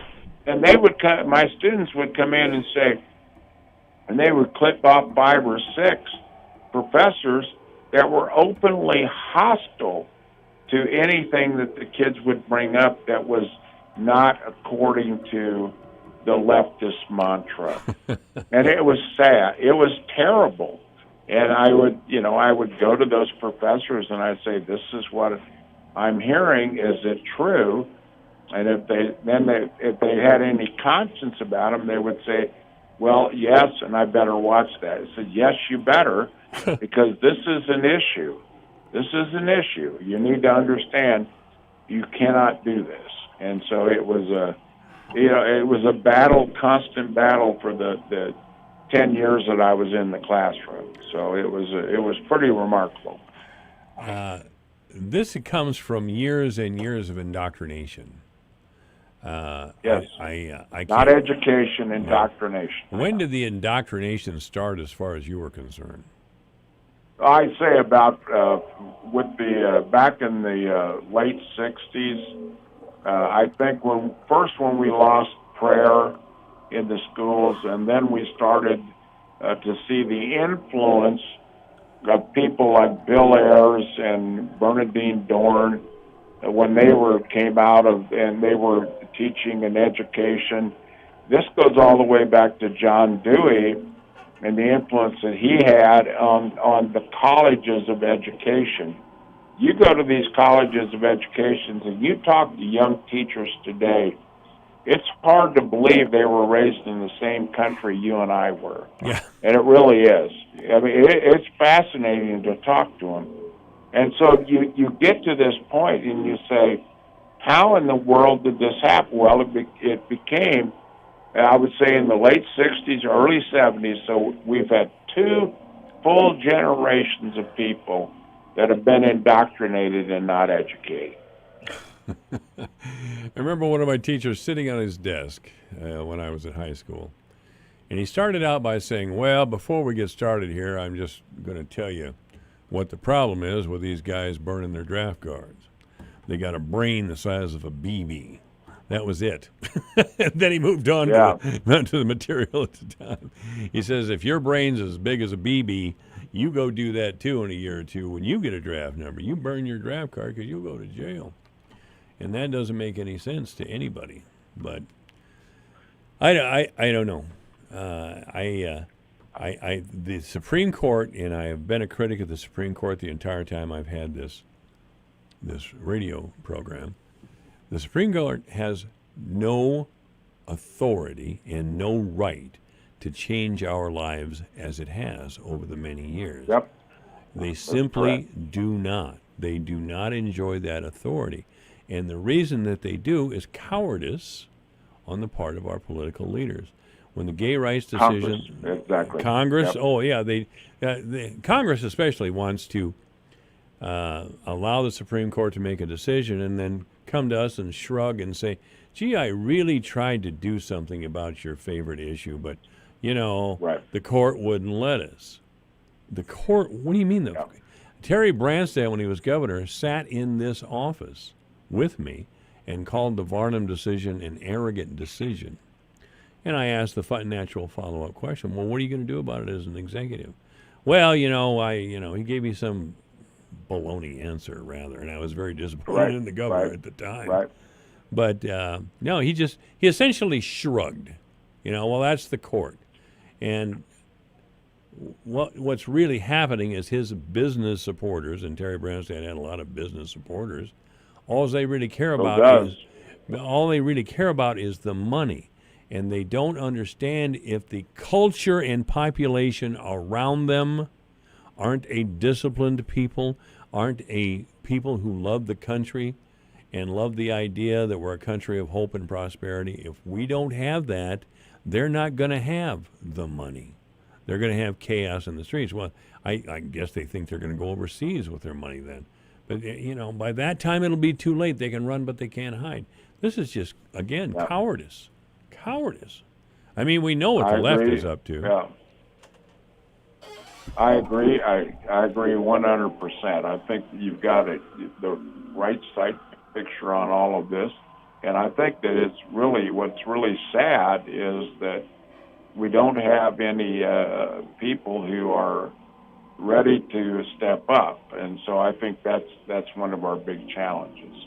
And so I just really do. I think we're faced with some people who have no sense about them whatsoever. They don't have a moral center. We have way too many politicians that do not have a moral center. No, what you mean? Joe Biden doesn't have a moral center? Come on. Nope, he does not. Poor old Joe. Sam Clovis is our guest, and we'll talk about poor old Joe in the next segment. Call us back in about 7 minutes, will you, Sam? I shall indeed. Thank you, sir. Michael Devine, the Doctor of Truth. Does anyone have anything they'd like to confess? That AM 1400 KVFD. It's 3:33. The news is coming up. No matter how you top it, you can't top Pizza Hut's best delivery deal. Large 3-topping pizzas for just $9.99. No one out-pizzas the Hut. Extra charge for some crust. Deal availability in delivery areas. Charges and minimums apply. Delivery charge not a tip.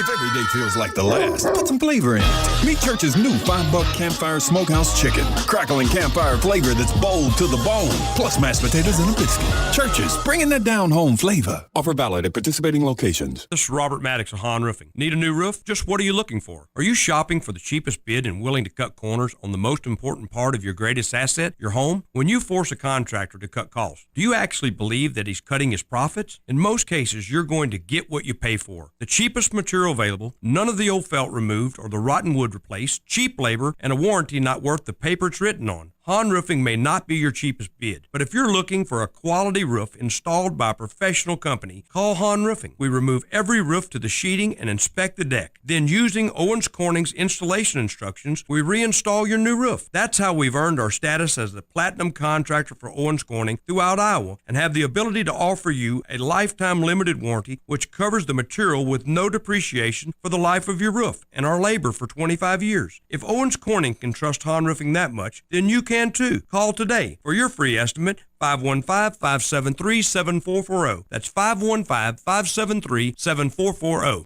Connect to this radio station from all across the country. Take us to the gym, shopping. How about a road trip? Listen to us now on the free iHeartRadio app. You'll never miss a moment with your favorite radio station. Download the free iHeartRadio app and search for this station so we can go wherever you want us to. Your news, your town, your station.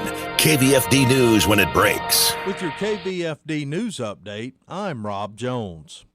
Fort Dodge City Councilman Dr. Terry Mankey made his regular appearance on Divine Intervention with Mike Devine on KVFD-AM 1400.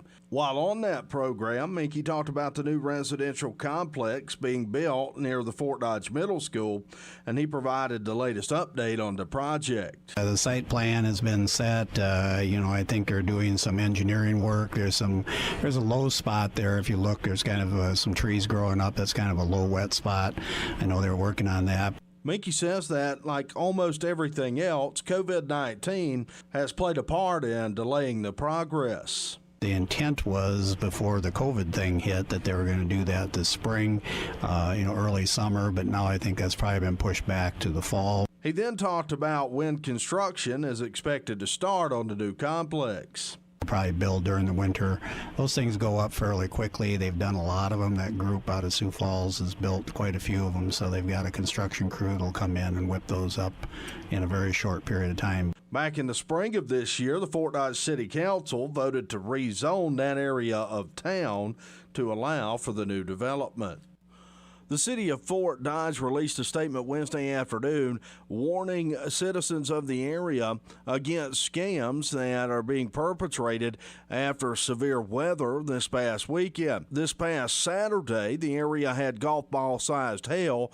The city's statement Wednesday afternoon says that there are numerous contractors in town since who are actively seeking business from citizens. The city says that currently, due to COVID-19, it's not issuing any peddler licenses, and that if you are approached unsolicited at your residence, to contact non-emergency police at 515-573-2323. The city says that if you are approached, you can verify with the city of Fort Dodge that the contractor is registered as required by law. Any contractor performing home improvements should have a license and permit bond on file with the city, and contractors are expected to be able to provide proof of registration when asked. The Fort Dodge Community School District Board has a new member.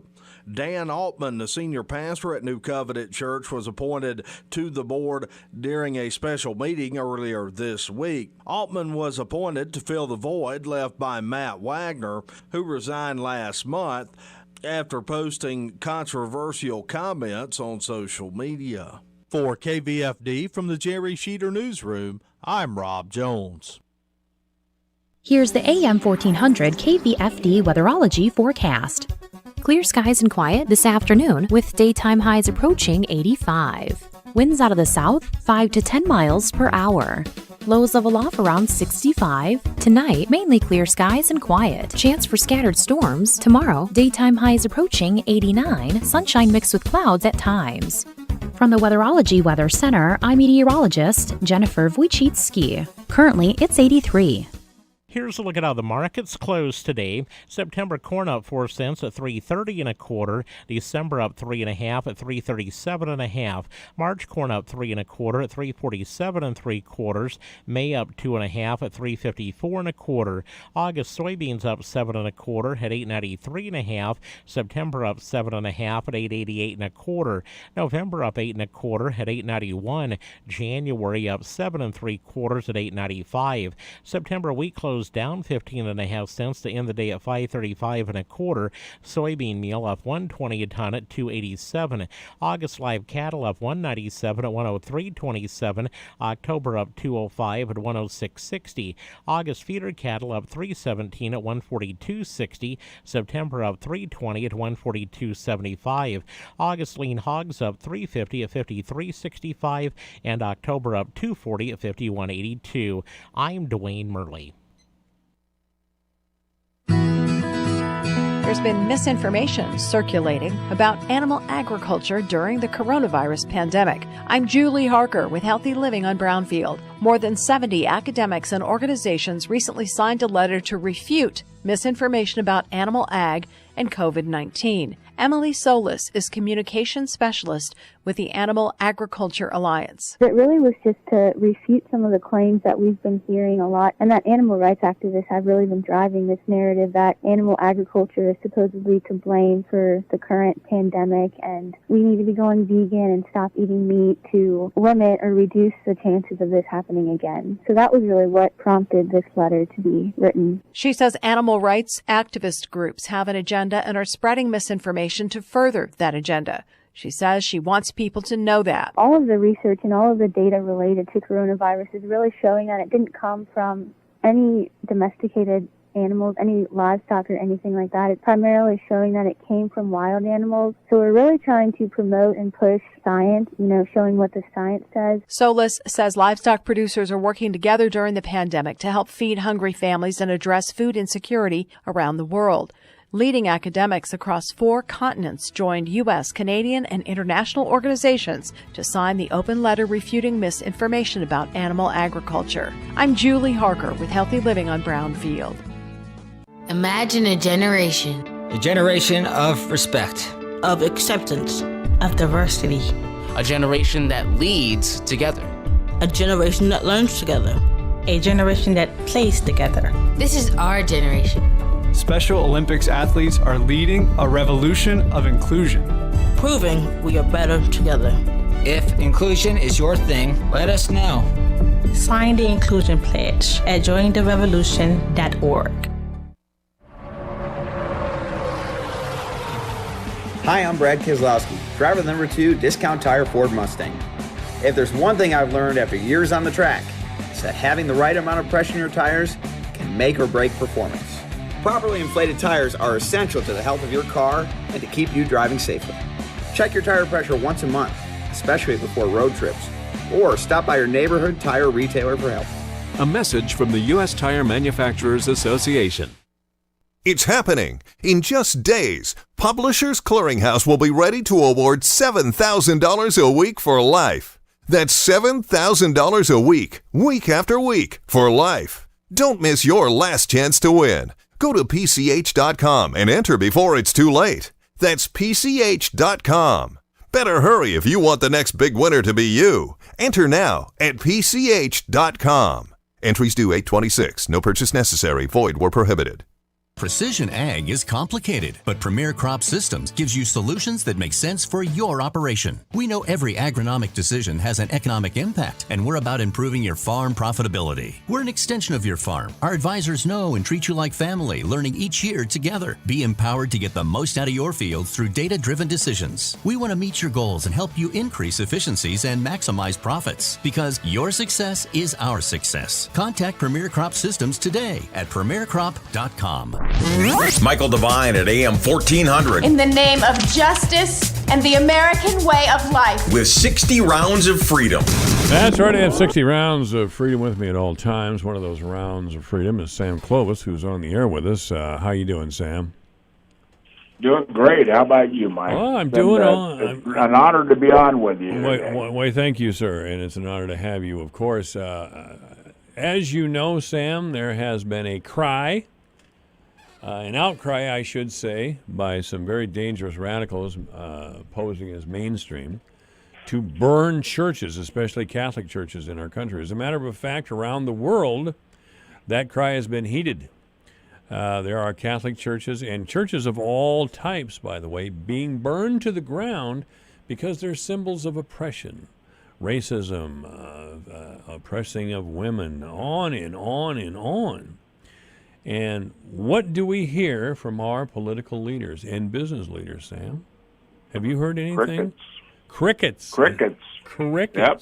These, ladies and gentlemen, are our leaders who say nothing when churches are being burned to the ground. And by the way, I know Sam Clovis served in the Trump administration briefly. But what we have for choices this year are Donald Trump in his reelection effort and Joe Biden. And poor old Joe poor old Joe doesn't seem to know what's going on. He looks a little, every time he does appear, he looks a little thinner, you know. It looks like he's fading away. I take no pleasure in a man's decline. I really don't. And there was a great piece in the Fort Dodge Messenger about this today by John Cass. But, Joe Biden's in no position, even if he wins, he's in no position to stop what's happening in our country. He may even encourage it. Well, I think that Joe is going to be one of the useful idiots because he's going to, he's not going to run the country. If he gets elected president, somebody else will be running the country. And Joe will just be there signing the papers that he's told to sign. I mean, it's going to be pitiful, but I think you're going to see a radicalization of the presidency like we've never. If you think Barack Obama was off the hook, you just wait. I think what we have coming is frankly frightening and dangerous.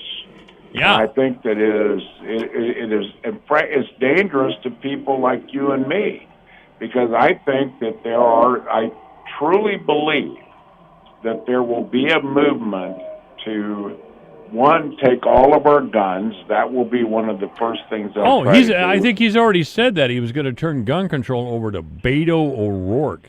And Beto O'Rourke's position was when he was running for the nomination, Democratic Party nomination, was, "You damn right I'm going to take your gun." Well, show up at my house, Beto, see how far that goes. I won't turn a gun on him. I'll just beat the hell out of him in the front yard.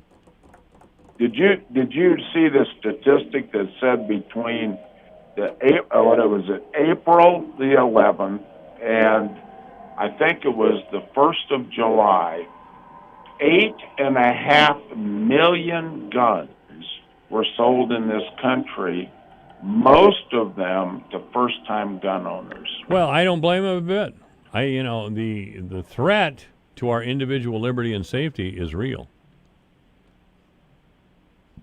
I agree. I think that what we're faced with here is that it is almost incomprehensible to even talk about this, Mike. I mean, it makes me uncomfortable to think about the fact that I may have to defend my home from people who are going to want to confiscate my personal property. The idea of personal property is at the very heart of what they abhor the most, is the fact that we have individual choices, we have private property. That's the basis of capitalism. Well, that's right, and they despise federalism as well, of course. Exactly. And I'm a federalism scholar. I mean, that's what I wrote my dissertation on. So I know a little bit about that. But the whole issue there comes to the fact that they will eliminate any semblance of separation between the national government and the states. The states will be vassals of the federal government. They will have no authority, and the cities and all of those things will have no authority. There will be no home rule. There will be nothing. All decisions will be made at the national level, and it will be farmed down. It's called coercive federalism, and that is exactly what's going to happen. We're going to move to a unitary type government where our federal system will be demolished, and it will be demolished in the first term of a Joe Biden administration. You know, the First Amendment is the amendment that guarantees free speech. That'll be the First Amendment that's dissolved, that's dismissed. I can't see the Constitution. I mean, the Second Amendment, of course, deals with individual gun possession, and that will have to go right away. And it could even happen with old Sleepy Joe at the helm. Joe Biden may have been a very bright and capable man at one time. I believe he was. He has had some terrible things happen in his personal life, and he stood up and endured the terrible pain that must have come with the loss of his wife and sons on two different occasions, and he fought through that. But he is not. He's not that man anymore. It's not his fault. It's just that age seems to have come on him a little quickly. And no, he doesn't. He does not have the strength, or frankly, the stature in the Democratic Party. And we should be a one-party system here in a couple of years. Biden just doesn't have the juice. He just doesn't. Well, I'm reminded of when the Mexican government was run by one party for over 60 years, and I think we're faced with the same. There was a time when the Democrats controlled one or both houses of the Congress for 44 years in this country. Might go back to 1932 on, and the Republicans did not win a majority until 1946, and it only lasted 2 years. And then the Democrats came back and essentially dominated the congressional and presidential sweepstakes. You know, we had some Republican presidents, but we had Dwight Eisenhower for 2 terms, and then that was in 60. We had Democrats all the way up until 68 when Nixon was elected, and then he served 2 terms, or a term and a half, and then we lost out to Carter. Reagan served 2 terms. Bush served 1 term, and then we started this. Our generation, Mike, has produced some of the worst presidents we've had in the history of this country. Bill Clinton, George W. Bush, and Barack Obama, all from our generation. Mm-hmm. Well, Obama didn't. Obama didn't try to get away with anything like is happening now. He just didn't. I mean, he was a constitutional scholar. He had rather a broad interpretation of the Constitution, but I believe he still saw it as our founding document. And I would point to. I disagree. I disagree. All right. I thought that he viewed the Constitution, and he stated it often, that he saw the Constitution as a negative document. And what it did, it constrained the central government. His view of the Constitution was the same as that of Woodrow Wilson.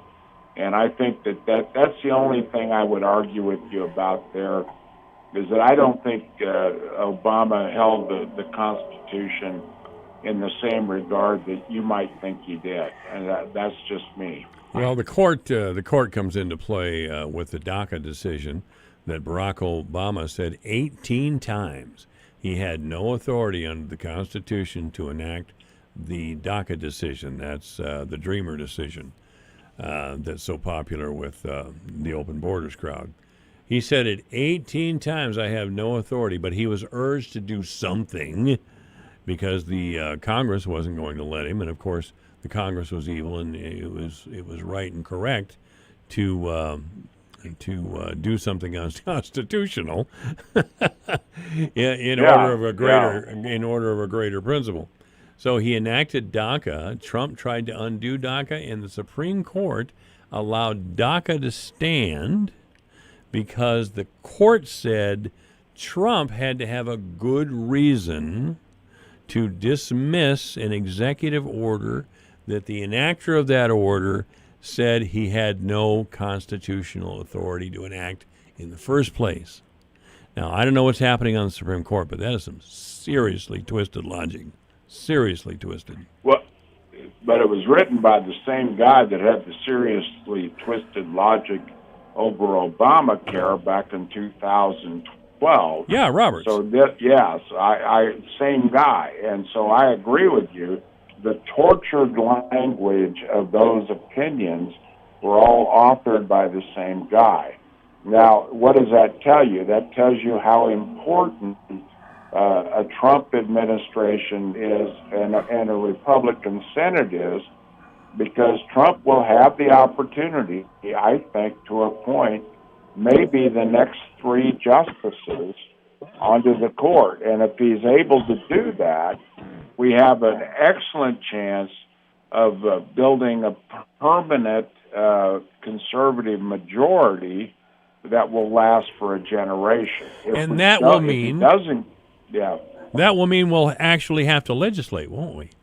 The Congress will have to act in public, in broad daylight. The Congress will have to let its real belief known on both sides. The individual congressman will be on the hook to tell the truth about what they really mean. And they don't want to do that, They just don't.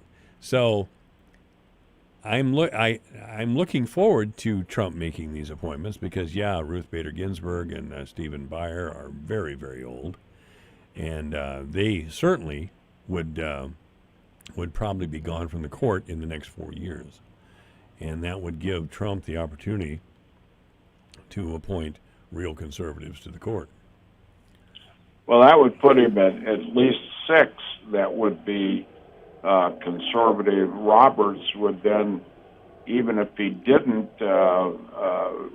vote with the conservative majority, it would still be a 6-3 court, and I think that would be a substantial influence on what goes forward, because people have to understand that the reason that we were pushing so hard to get Donald Trump elected, and what we had as a baseline for him being elected, our mantra was "Make America Great Again," but it was for that next Supreme Court appointment. Mm-hmm. That was what was great. I was on the airplane after Scalia passed away. I was on the airplane when we put together that original list of 15 people that we thought, or 12 people that we thought might be on to be appointed. And Neil Gorsuch was on that list, as was Brett Kavanaugh. So those were the two of the 3 or 4 at the top of the list, and I was on the plane the night that was done, and we didn't sway from that at all. Well, that's terrific, and I hope we have the opportunity to do that again in this next term. Ruth Bader Ginsburg believes in international law. She doesn't believe in following the Constitution. Yep. She's said that, and she said Right. that with pride. Oh, yes, international law. No, that's not the way our country works. Well, I'm a Supreme Court judge, and the country works as I Yep. say it is, or it does. I mean, it's staggering. Yep. It is. It is. It really is.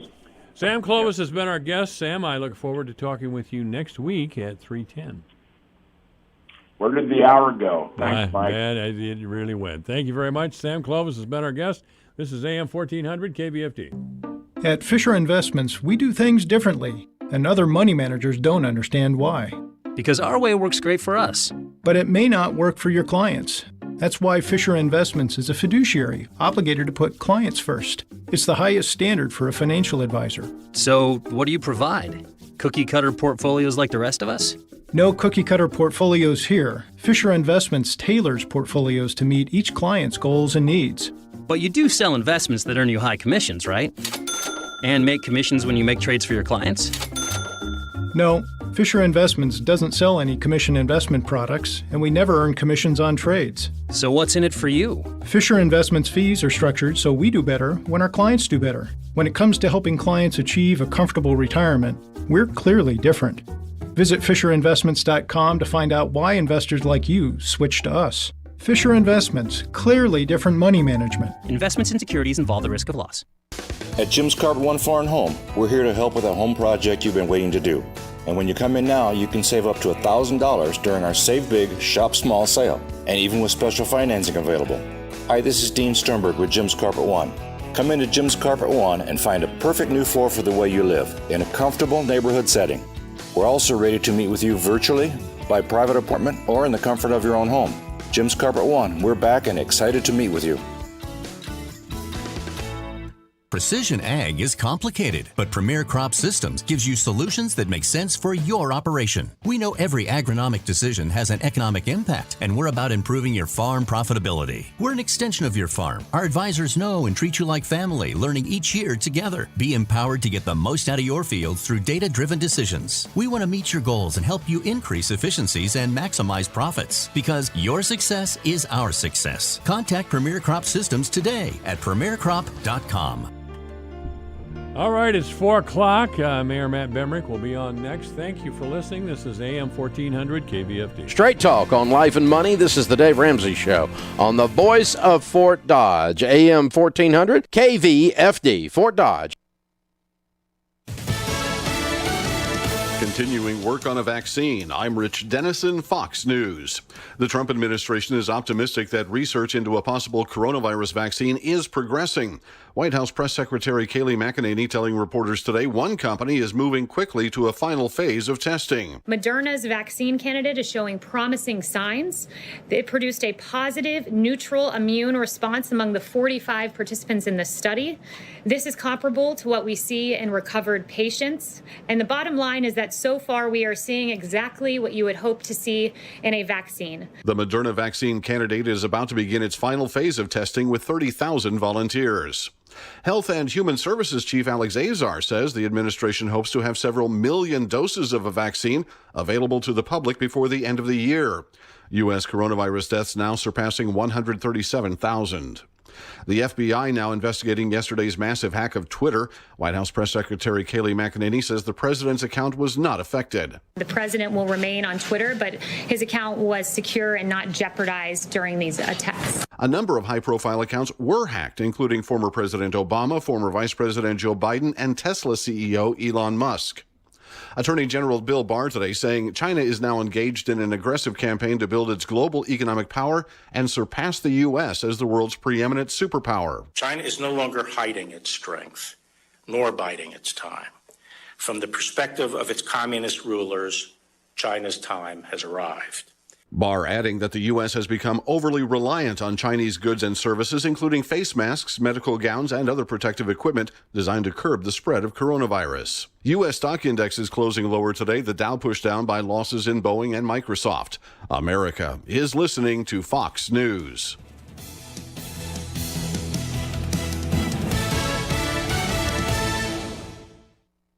It's happening. In just days, Publishers Clearinghouse will be ready to award $7,000 a week for life. That's $7,000 a week, week after week, for life. Don't miss your last chance to win. Go to PCH.com and enter before it's too late. That's PCH.com. Better hurry if you want the next big winner to be you. Enter now at PCH.com. Entries due 8/26. No purchase necessary. Void where prohibited. Progressive Motorcycle presents Road Wisdom from the Motor. Half man, half motorcycle. You grab life with both hands. And you grab your bike with both hands. Both hands. Therefore, bike is life. Figuratively speaking. Progressive Motorcycle also presents Roadside Assistance. Progressive Motorcycle for those who were born to ride. Progressive Casualty Insurance Company and Affiliates. Georgia's governor is suspending implementation of any local rules requiring face coverings in public. Governor Brian Kemp in Georgia's new executive order not only extends special guidelines for coronavirus mitigation and management that have been in place all along, it also now puts on hold any orders given by city or county governments making masks mandatory in public places. The governor had previously criticized a mask order issued by Atlanta's mayor, calling the rule unenforceable. The governor's order will expire at the end of this month. Eben Brown, Fox News. The Justice Department today executing convicted murderer Wesley Perkey. He was the second federal execution this week. Perkey's appeals were rejected by the Supreme Court. Before Tuesday, when the Justice Department executed convicted killer Daniel Lee in Terre Haute, Indiana, the federal government had not carried out an execution since 2003. The new head of the U.S. Postal Service is proposing budget cuts that could slow down mail delivery. The U.S. Postal Service has a new Postmaster General, Louis DeJoy, a donor to President Trump, and it looks like he's ready to cut costs. AP is saying it's obtained documents that show new spending plans eliminate overtime for hundreds of thousands of postal workers. And that means no late trips and mail's going to sit and wait on the workroom floor. The pandemic has slammed the Postal Service with as many as 12,000 workers sick with the virus and fewer letters getting sent out. It's projected to lose as much as $22 billion over the next year and a half. In Washington, Jill Nato, Fox News. Secretary of State Mike Pompeo today saying the U.S. is imposing travel bans on employees of the Chinese technology giant Huawei and on other companies the U.S. determines are assisting authoritarian governments in cracking down on human rights. I'm Rich Dennison, and this is Fox News. With your KVFD News Update, I'm Rob Jones. Fort Dodge City Councilman Dr. Terry Minke made his regular appearance on Divine Intervention with Mike Devine on KVFD-AM 1400. While on that program, Minke talked about the new residential complex being built near the Fort Dodge Middle School, and he provided the latest update on the project. The site plan has been set. I think they're doing some engineering work. There's a low spot there. If you look, there's kind of some trees growing up. That's kind of a low wet spot. I know they're working on that. Minke says that, like almost everything else, COVID-19 has played a part in delaying the progress. The intent was before the COVID thing hit that they were going to do that this spring, early summer, but now I think that's probably been pushed back to the fall. He then talked about when construction is expected to start on the new complex. Probably build during the winter. Those things go up fairly quickly. They've done a lot of them. That group out of Sioux Falls has built quite a few of them, so they've got a construction crew that'll come in and whip those up in a very short period of time. Back in the spring of this year, the Fort Dodge City Council voted to rezone that area of town to allow for the new development. The city of Fort Dodge released a statement Wednesday afternoon warning citizens of the area against scams that are being perpetrated after severe weather this past weekend. This past Saturday, the area had golf ball-sized hail. The city's statement Wednesday afternoon says that there are numerous contractors in town since who are actively seeking business from citizens. The city says that currently, due to COVID-19, it's not issuing any peddler licenses, and that if you are approached unsolicited at your residence, to contact non-emergency police at 515-573-2323. The city says that if you are approached, you can verify with the city of Fort Dodge that the contractor is registered as required by law. Any contractor performing home improvements should have a license and permit bond on file with the city, and contractors are expected to be able to provide proof of registration when asked. The Fort Dodge Community School District Board has a new member. Dan Altman, the senior pastor at New Covenant Church, was appointed to the board during a special meeting earlier this week. Altman was appointed to fill the void left by Matt Wagner, who resigned last month after posting controversial comments on social media. For KVFD from the Jerry Sheeter Newsroom, I'm Rob Jones. Here's the AM 1400 KVFD weatherology forecast. Clear skies and quiet this afternoon with daytime highs approaching 85. Winds out of the south 5 to 10 miles per hour. Lows level off around 65. Tonight, mainly clear skies and quiet. Chance for scattered storms. Tomorrow, daytime highs approaching 89. Sunshine mixed with clouds at times. From the Weatherology Weather Center, I'm meteorologist Jennifer Wojcicki. Currently, it's 83. Makeup feels most comfortable when it's lightweight. Stop in and ask about updating your foundation with an airy sun protecting formula. Starting July 1st at participating Merle Norman Cosmetic Studios, you'll receive a free trial size fine line minimizer with any foundation purchase. This pro retinol serum helps reduce fine lines and restore more youthful looking skin. Limit 1 per customer. Available now at Merle Norman, located inside Mary Kay's Gifts and Home Decor, 1108 Central Avenue, downtown Fort Dodge. Paint? No, Paramount isn't just paint. It's the #1 paint in overall interior hide and stain resistance, providing the most advanced protection in just one coat. And now you can get that same outstanding protection with our new Paramount One Coat White. This first-of-its-kind one-coat ready mix white provides a beautiful white finish. You'll find Paramount paint exclusively at Menards. In third-party tests, interior paint claims versus super premium home center brands in eggshell sheen. Get 11% off everything now at Menards. Savings are a mail-in rebate. See store for details.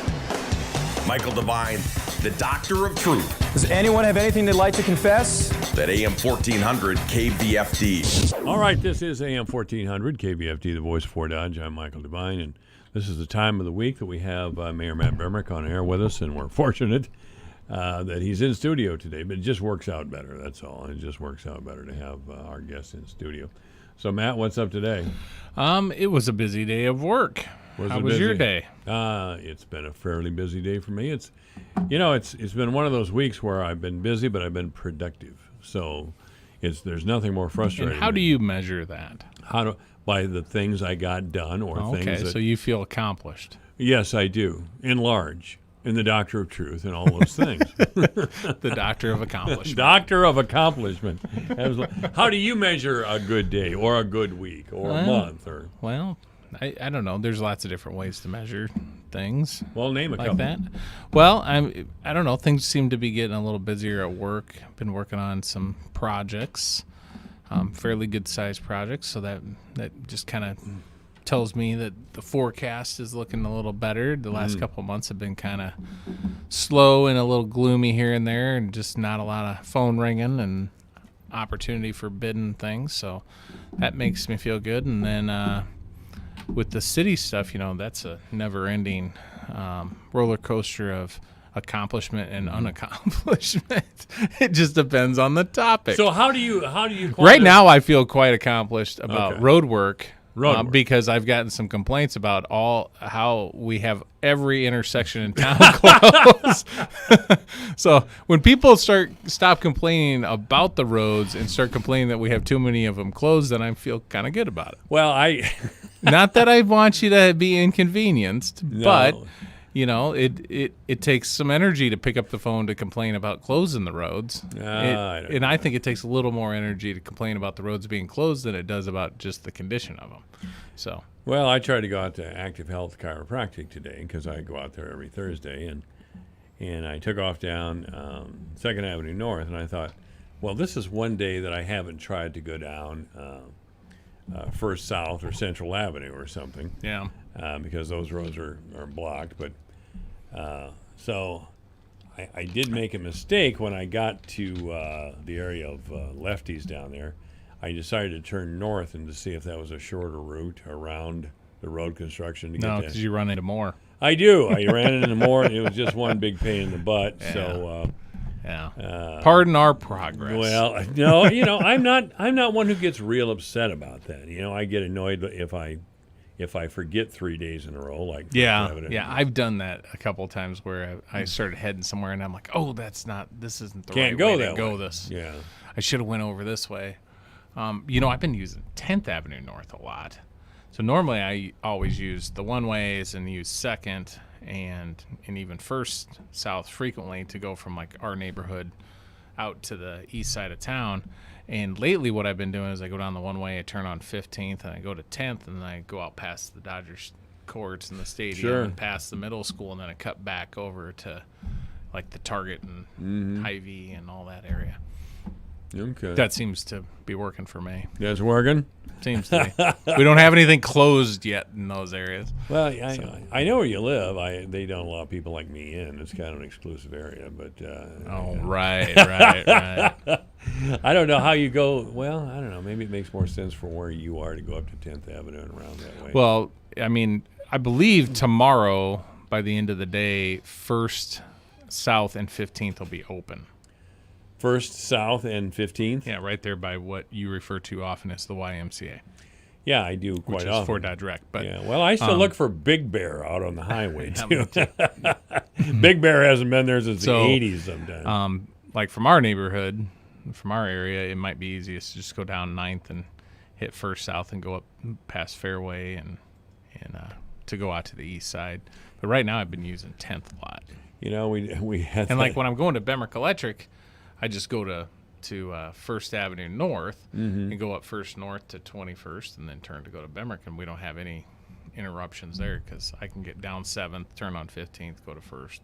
Okay. So you just figure out different patterns, different That's ways right, to you get do. places. And, you know, I was playing tag. And then they'll reopen all those things, and it'll take a week or two, and then all of a sudden, boop, you'll just be right back doing what you were doing. Well, I got in the habit there for a few years of using the crosstown connector. You know, I'd go from my house right down to the crosstown connector if I wanted to go out to the Crossroads area for any reason or whatever. Yep. And so it was a real learning curve for me over the first month or 6 weeks of the summer to not use the crosstown connector when I wanted to go out there for whatever reason, out to Active Health or Avail Bank or whatever. So Rob Jones, the news guy, came in here yesterday, and he said, "Here, you should read this right away," and it concerns scammers because of the and this happens all the time. I've seen it. You know, I lived on 3rd Avenue North in 1997, 98. We had a bad hailstorm. That was 99. That was it, 99? Okay. Yep, I believe it was 99. But I got a new roof. A lot of people got new roofs. Most of the town did. Most of the town did, yeah. And there were a bunch of kind of characters in town at that time, you know. Mm-hmm. As a matter of fact, no, I'm not making any racial reference here necessarily, but there was a crew of mainly Mexican-American or Mexican men over at my neighbor's house, and they were repairing the roof, and they had it down to a science, I'll tell you. But they were speaking to each other in Spanish, you know, and there was a Spanish speaker. I think he was a Spanish teacher out at the high school at the time.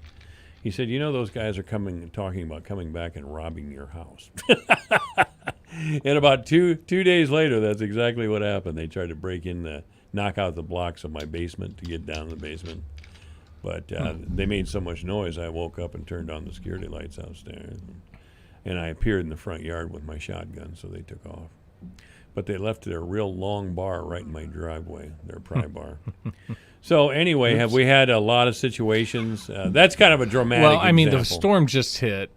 It usually takes a while for even the local contractors to mobilize, get their stuff, get their crews. You know, there is from what I'm being told, there is a shortage already on shingles, asphalt shingles. I suppose. Partially due to COVID, partially due to other circumstances.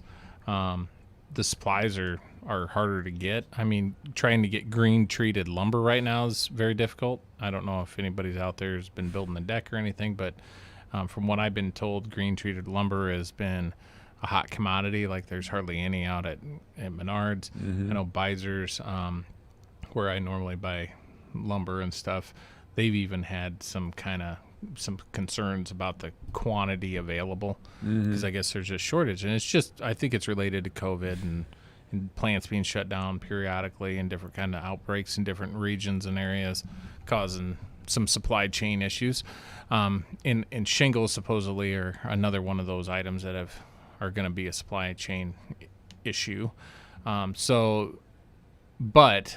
in 99 and even in 14, we didn't have as big of a storm. We tend to get some people that'll come to town and try to hit the storm and make money. And I'm not saying anybody who travels around doing storm work is bad. I would just but like to. I would tell you that there can are I interrupt people that run around. Well, sure. It's your show. Do what you want. Well, I would just. It just occurred to me that I referred to some people as Mexican Americans a little earlier, or possibly Mexicans, and that they were speaking Spanish. Yes. You know, They do could not be Hispanic or Hispanic nations. or that's absolutely correct. My point is, I do not believe anybody who's Hispanic is any more likely to break into your house than any other group. Just period. Okay. You know, we have such this racialized atmosphere that every time you're just trying to be careful. Yes, To make sure your point was. My was point taken was correctly. is that there were at 1999 there were some dishonest people in town, and that there was I think there were a couple of arrests made, not in my neighborhood, but a little before my time involved in city stuff, but I remember there being a lot of contractors. Lots of contractors. And we're not saying a contractor from out of town isn't capable of coming here to perform Thank you. work. What we are saying right now is there'll be no door-to-door soliciting allowed.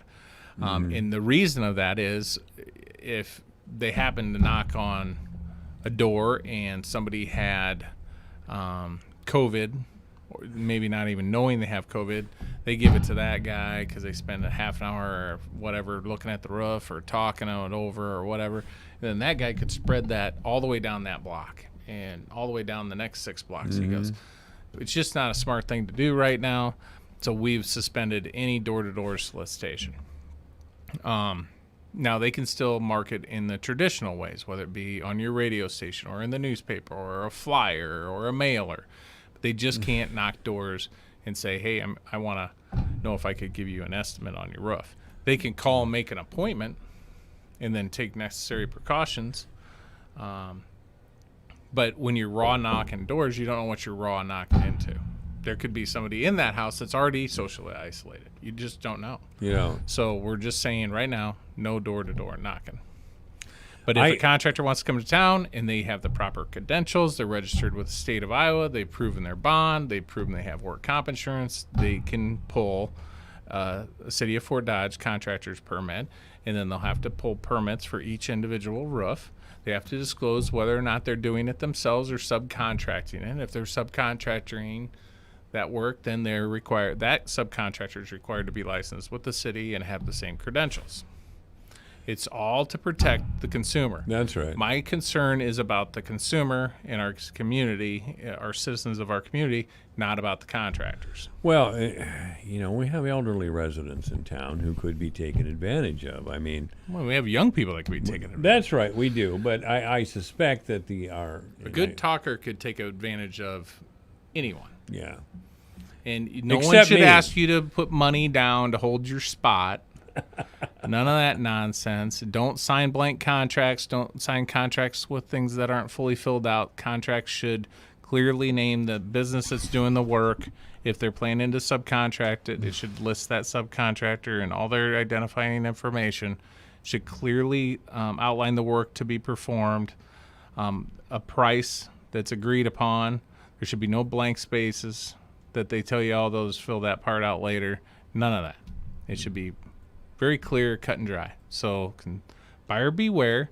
I'm not saying there's not good contractors that move around and help with storm damage, but we have plenty of good local guys, and we've got guys from Humboldt that'll come down and guys from Eagle Grove that'll come over and guys from Webster City or wherever. If you've never heard of them before this storm, you probably will never hear of them after the storm has been cleaned up. That's correct. So if I was you and I was making a recommendation, I would use somebody that you've heard of and that has had a presence in the area prior to this storm. Well, I've needed a little electric work done recently, and I've chosen Bemrick Electric. And if Bemrick was too busy, I suppose I'd go with Todd Baker over there. But you haven't been too busy to date. My point is that I just like to do business locally, period, end of story. Business support, business advertising dollars support me here at the radio station. And if I need to buy a car, I'll check out Fort Dodge Ford or Chemna or Shimcat or whoever. I even try to go down to John Foley to buy my clothes here in town. I'm just an old school. I'm old school in a lot of ways, and that's just one more way. I just don't go out of town. I don't see the sense in it. If I have a problem, I can go right to the local person who has the business and say, I have a problem, and that person will usually take care of it. It won't be somebody who's, as you say, gone. You'll never see him again. So, for that, I just want to keep. There's contractors that come into an area and fall in love with it, and next thing you know, they have a business there. That's great. It happens. It does happen. Oh, we got a call there, Mike. All right, let's go here. This is AM 1400 KVFD. Good afternoon. You're on the air with the mayor. Yeah. Who's John Foley? Who's John Foley? Foley Clothing? Foley Clothing, yep. Oh, I didn't realize he changed his name. What's his first name? What? What's his name? It's not Foley. Are you thinking about Hancock or Quinn? Nope. Well, what are you thinking then? Don't be mysterious here. You keep saying you know him so well. I do know him. I go there frequently. What's the point here? Get to your point. get his name right. Why don't you tell me what it is before I get him on the air here? Because you're kind of annoying, I got to tell you. Thank you. You're welcome. So, what your point is what? Oh, you just want to call it and give me grief. I think that's my Democratic pal every now and then who calls up and really gives me hell about picking on the Democrats. Oh. Can you imagine that? Well, you like giving me crap, so. Oh, it's good that you get some crap every once in a while. Ladies and gentlemen, Matt Bemrick comes in here and he's the show. I mean, you got to admit, he's the mayor, he's the man, and he just dismisses me. He's off to the side, and and I'm glad he does that because I can sit over here and take a nap. I'm glad he does that. But no, Matt's like Minky. Oh, you victimized me. Oh, God. Oh, I did not ever think that you victimized me. I just that's what I'm mean. not willing to put up with when you try to razz me. I get back at you. Oh, is that in? Yeah. All right. Well, get you it. Have fun, and I get it. That's okay. fine. That. You have to have a little entertainment with the information. Now, there's a lot of times I'm not very entertaining. Like to have fun. I do. If I didn't, if I wasn't having fun at this job, I'd retire. I'd go sit somewhere. Because I'm old. Anyway, this is AM 1400 KVFD, the voice of Fort Dodge. If you don't have any stupid questions, you may call 515-955-1400, 515-955-1400, and talk to the mayor. Ask the mayor your question here. That's why. It's the real reason he comes. He doesn't come over here to talk to me necessarily. He comes to answer questions from the public. So again, 955-1400.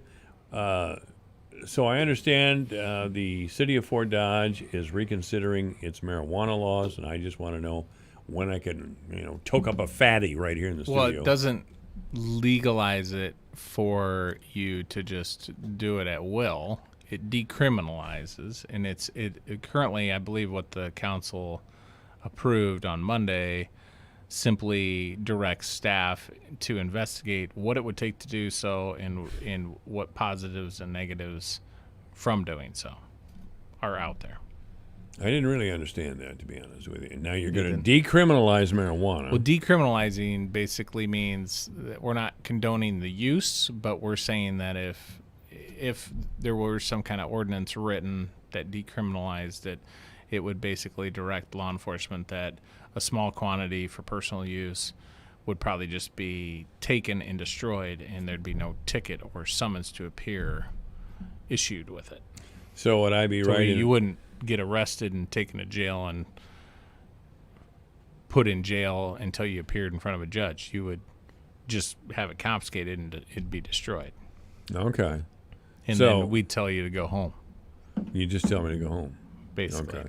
And I'm really dumbing that down and simplifying it because there's some work that needs to be done between law enforcement, the city management, our city attorney, most likely the county attorney, and others on whether or not the city could do that and if they did, what it would look like. So I'm kind of very generically telling you what a basic decriminalization would entail. Okay.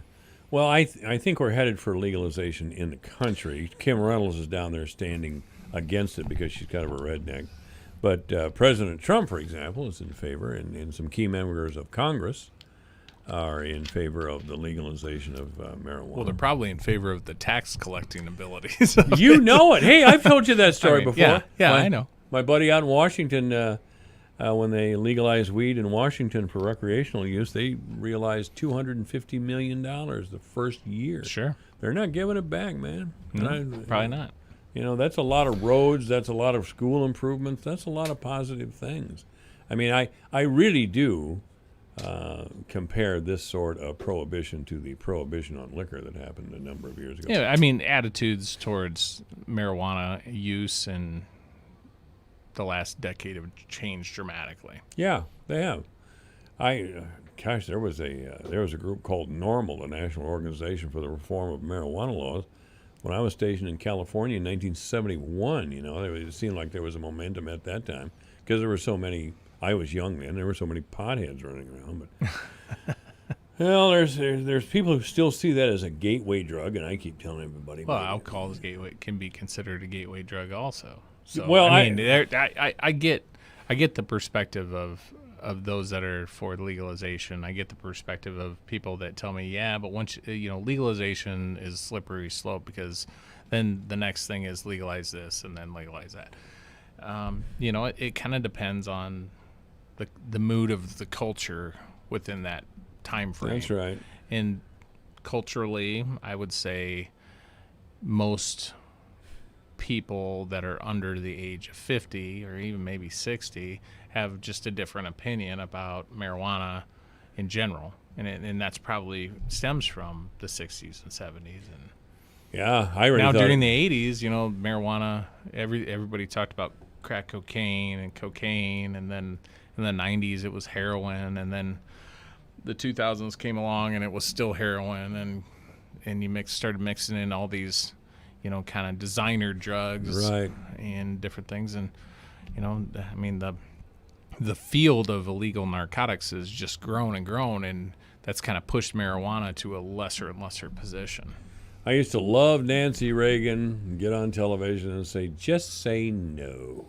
She had those big diet pill eyes, She was so cranked up on amphetamines to keep the weight off that she didn't realize, I think, that a lot of us out there recognize those drug symptoms, Nancy, so don't tell me don't say no.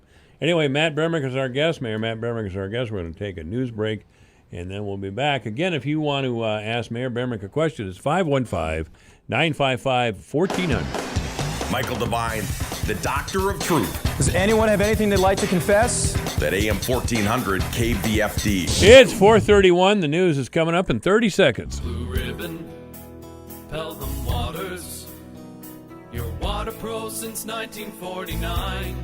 Do you have questions about your water? What is a whole home filter? Is my softener working or not? Can I get rid of that red stain around the sink? I'm Brian with Blue Ribbon Pelham Waters. We're here to fix problem water. We'll work with you to find the right solution for you. We've been serving the Fort Dodge area since 1949. Let us serve your water treatment needs. Sales, service, rentals. Blue Ribbon Pelham Waters, your complete water store. From the Jerry Sheeter Newsroom, I'm Rob Jones. Fort Dodge City Councilman Dr. Terry Minke made his regular appearance on Divine Intervention with Mike Devine on KVFD-AM 1400. While on that program, Minke talked about the new residential complex being built near the Fort Dodge Middle School, and he provided the latest update on the project. The site plan has been set. I think they're doing some engineering work. There's a low spot there. If you look, there's kind of some trees growing up. That's kind of a low wet spot. I know they're working on that. Minke says that, like almost everything else, COVID-19 has played a part in delaying the progress. The intent was, before the COVID thing hit, that they were going to do that this spring, early summer, but now I think that's probably been pushed back to the fall. He then talked about when construction is expected to start on the new complex. Probably build during the winter. Those things go up fairly quickly. They've done a lot of them. That group out of Sioux Falls has built quite a few of them, so they've got a construction crew that'll come in and whip those up in a very short period of time. Back in the spring of this year, the Fort Dodge City Council voted to rezone that area of town to allow for the new development. The city of Fort Dodge released a statement Wednesday afternoon warning citizens of the area against scams that are being perpetrated after severe weather this past weekend. This past Saturday, the area had golf ball-sized hail. The city's statement Wednesday afternoon says that there are numerous contractors in town since who are actively seeking business from citizens. The city says that currently, due to COVID-19, it's not issuing any peddler licenses, and that if you are approached unsolicited at your residence, to contact non-emergency police at 515-573-2323. The city says that if you are approached, you can verify with the city of Fort Dodge that the contractor is registered as required by law. Any contractor performing home improvements should have a license and permit bond on file with the city, and contractors are expected to be able to provide proof of registration when asked. The U.S. Secretary of Commerce has announced that the department's Economic Development Administration is awarding $13 million in CARES Act recovery assistance grants to capitalize and administer revolving loan funds that will provide critical gap financing to small businesses and entrepreneurs that have been adversely affected by COVID-19. One of the investment recipients is Mid-Iowa Development Association Council of Governments here in the area. They'll receive a $550,000 assistance grant to encourage new or expanded development activities to provide loans to businesses impacted by COVID-19 in Webster, Pocahontas, Humboldt, Hamilton, Calhoun, and Wright counties. In a game you heard on Sunny 99.7 and online, yourfortdodge.com last night, St. Edmund a winner in the second round of the playoffs 4-2 against MMCRU.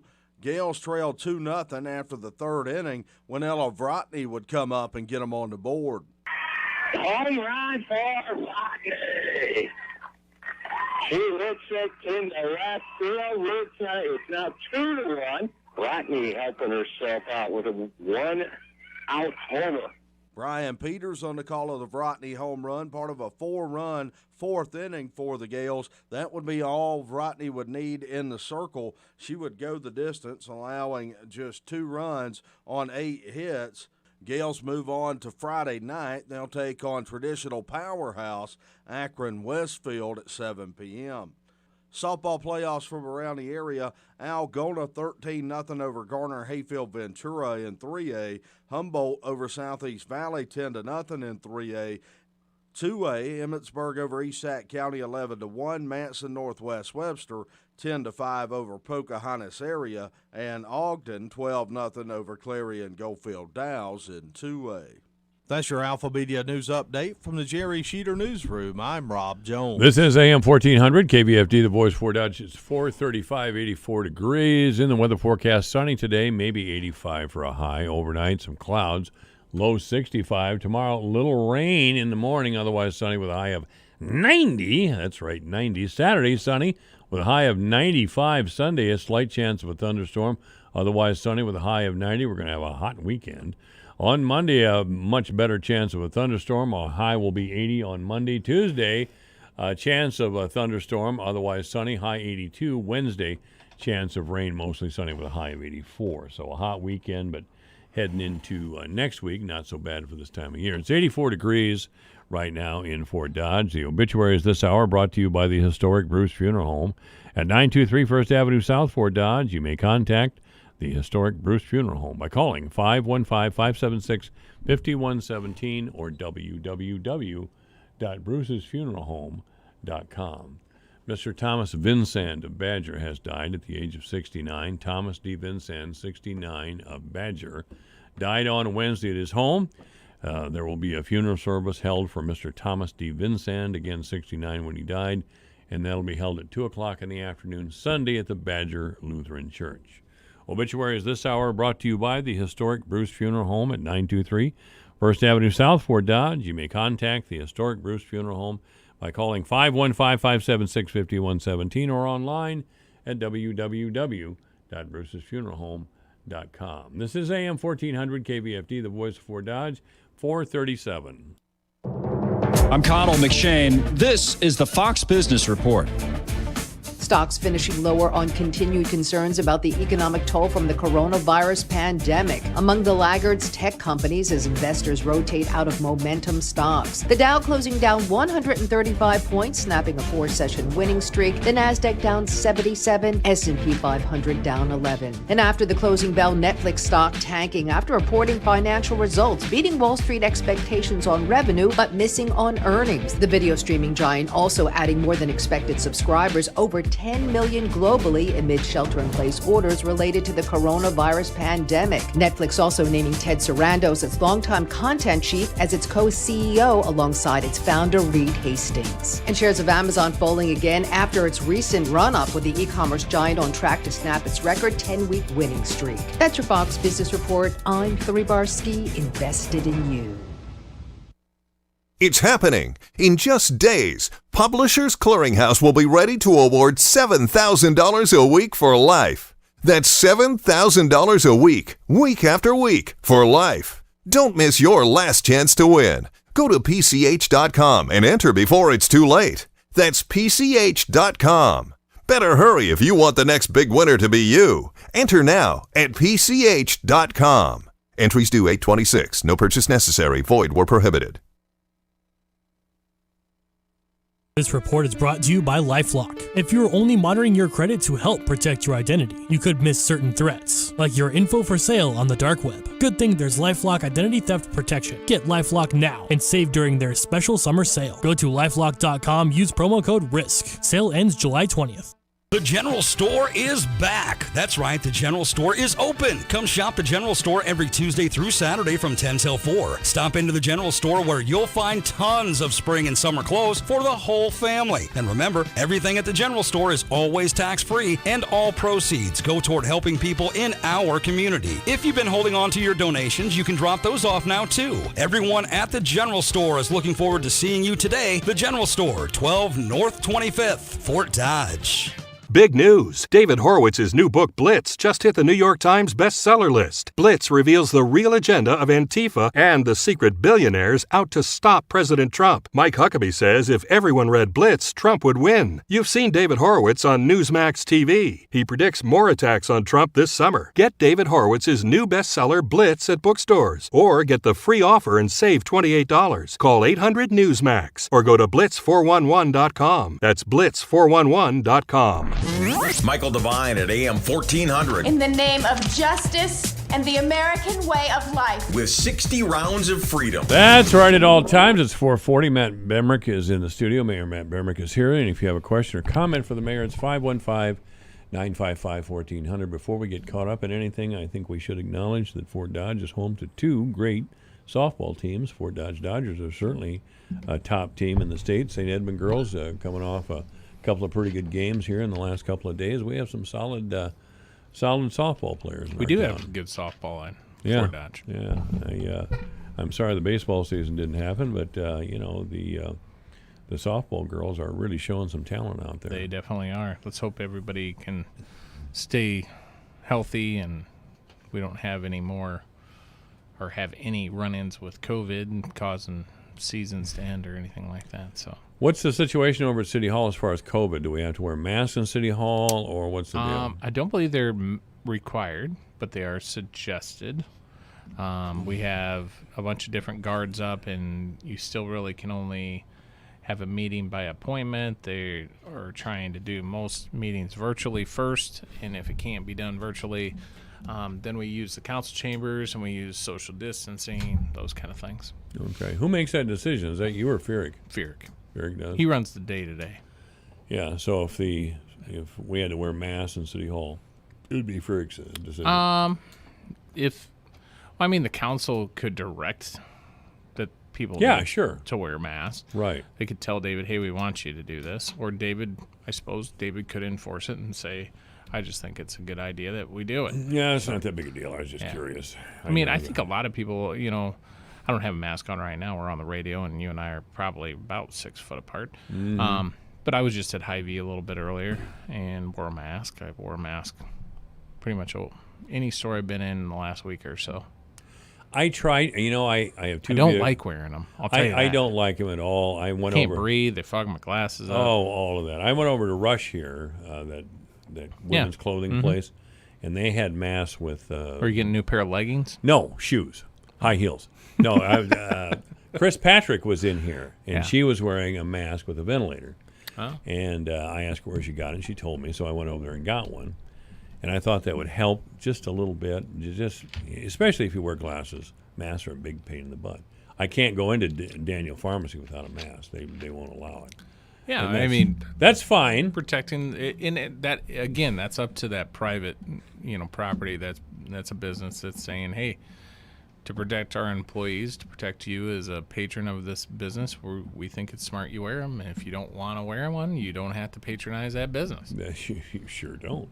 Walmart now has required them. I'm hearing Target and Hy-Vee and others are following suit, and others have already been enforcing. Menards, I think a couple others. Menards, I went out there a couple of times in the last week or 10 days, and one time I forgot my mask. And if you're in a bigger city, almost like my son works up in the St. Paul area for Aldi's, and they've been requiring masks for a long time up there. I suppose. I was been a little bit slower about the implementation. Usually the government in Iowa is not going to impose on a business that you have to require it. So it's really up to the businesses to determine whether they want to do it or not. I would prefer that. A lot of people are coming down on Governor Reynolds, but Governor Reynolds, I think, and her staff are encouraging the use of masks. They're just not requiring them. And as you said, they're allowing businesses to make that choice for themselves. And for a business, and if you're somebody that believes in masks and you don't like that XYZ business isn't requiring it, maybe you won't patronize that business. If you're somebody who's like, hey, I'm not wearing a mask, I don't believe in them, you don't have to patronize a business that says you have to wear it. I've been going to Daniel Pharmacy for years. We all have choices still, just like those businesses in Iowa where the choice was left to them to determine whether or not they were going to require it or not. Yeah, well, I've been going to Daniel Pharmacy for years, and I just put on a mask. Yeah. John and John Jr. both back there wearing masks, so I just put on a mask. Yeah, like I said, I've been wearing them of recent. I wasn't as good for a while, but we've been seeing kind of the curve go back up. So I've been trying to stay home a little more. Not. How about Bemrick Electric? I mean, it's not Bemrick's is not a retail retail we don't store. even have our front doors open yet. I mean, we put a drop box outside, and people that would be coming in during the day to drop off a payment or something can throw it in that drop box. Most of our customers mail their bills in. We don't get a lot of front door activity. Mm-hmm. All of our vendors that normally call on us, stop in to see if we need this or that kind of thing, they're doing via phone. They're not even coming in. And a lot of that is the rules of even those vendors where they're saying to the sales guys, don't go in a ton of places. Try to touch base, via Skype or Zoom or just a phone call. So we haven't had a lot of front door activity. Yeah, I'm sure. And then our employees wear masks in places where we've been asked to wear them, but we're not requiring our employees to wear them unless they want to wear them. Right. But if they go to a facility that says you got to wear a mask, they wear masks. I had a Bemrick guy put in my light downstairs, and I think he asked if it was all right to come in without a mask. Come on in. I'm not trying to be blasé about it. It's a very dangerous disease, and we have to do what we can. Yeah. But I suppose I'm really not afraid of it. And by the time we're in a state where our government's leaving it to individual responsibility. Yeah. Some states are taking it a little further, and the government's imposing. Some states are even more lax than ours, and they're just saying, we don't care. Yeah. Go about life. I think we're doing what we can do. Yeah.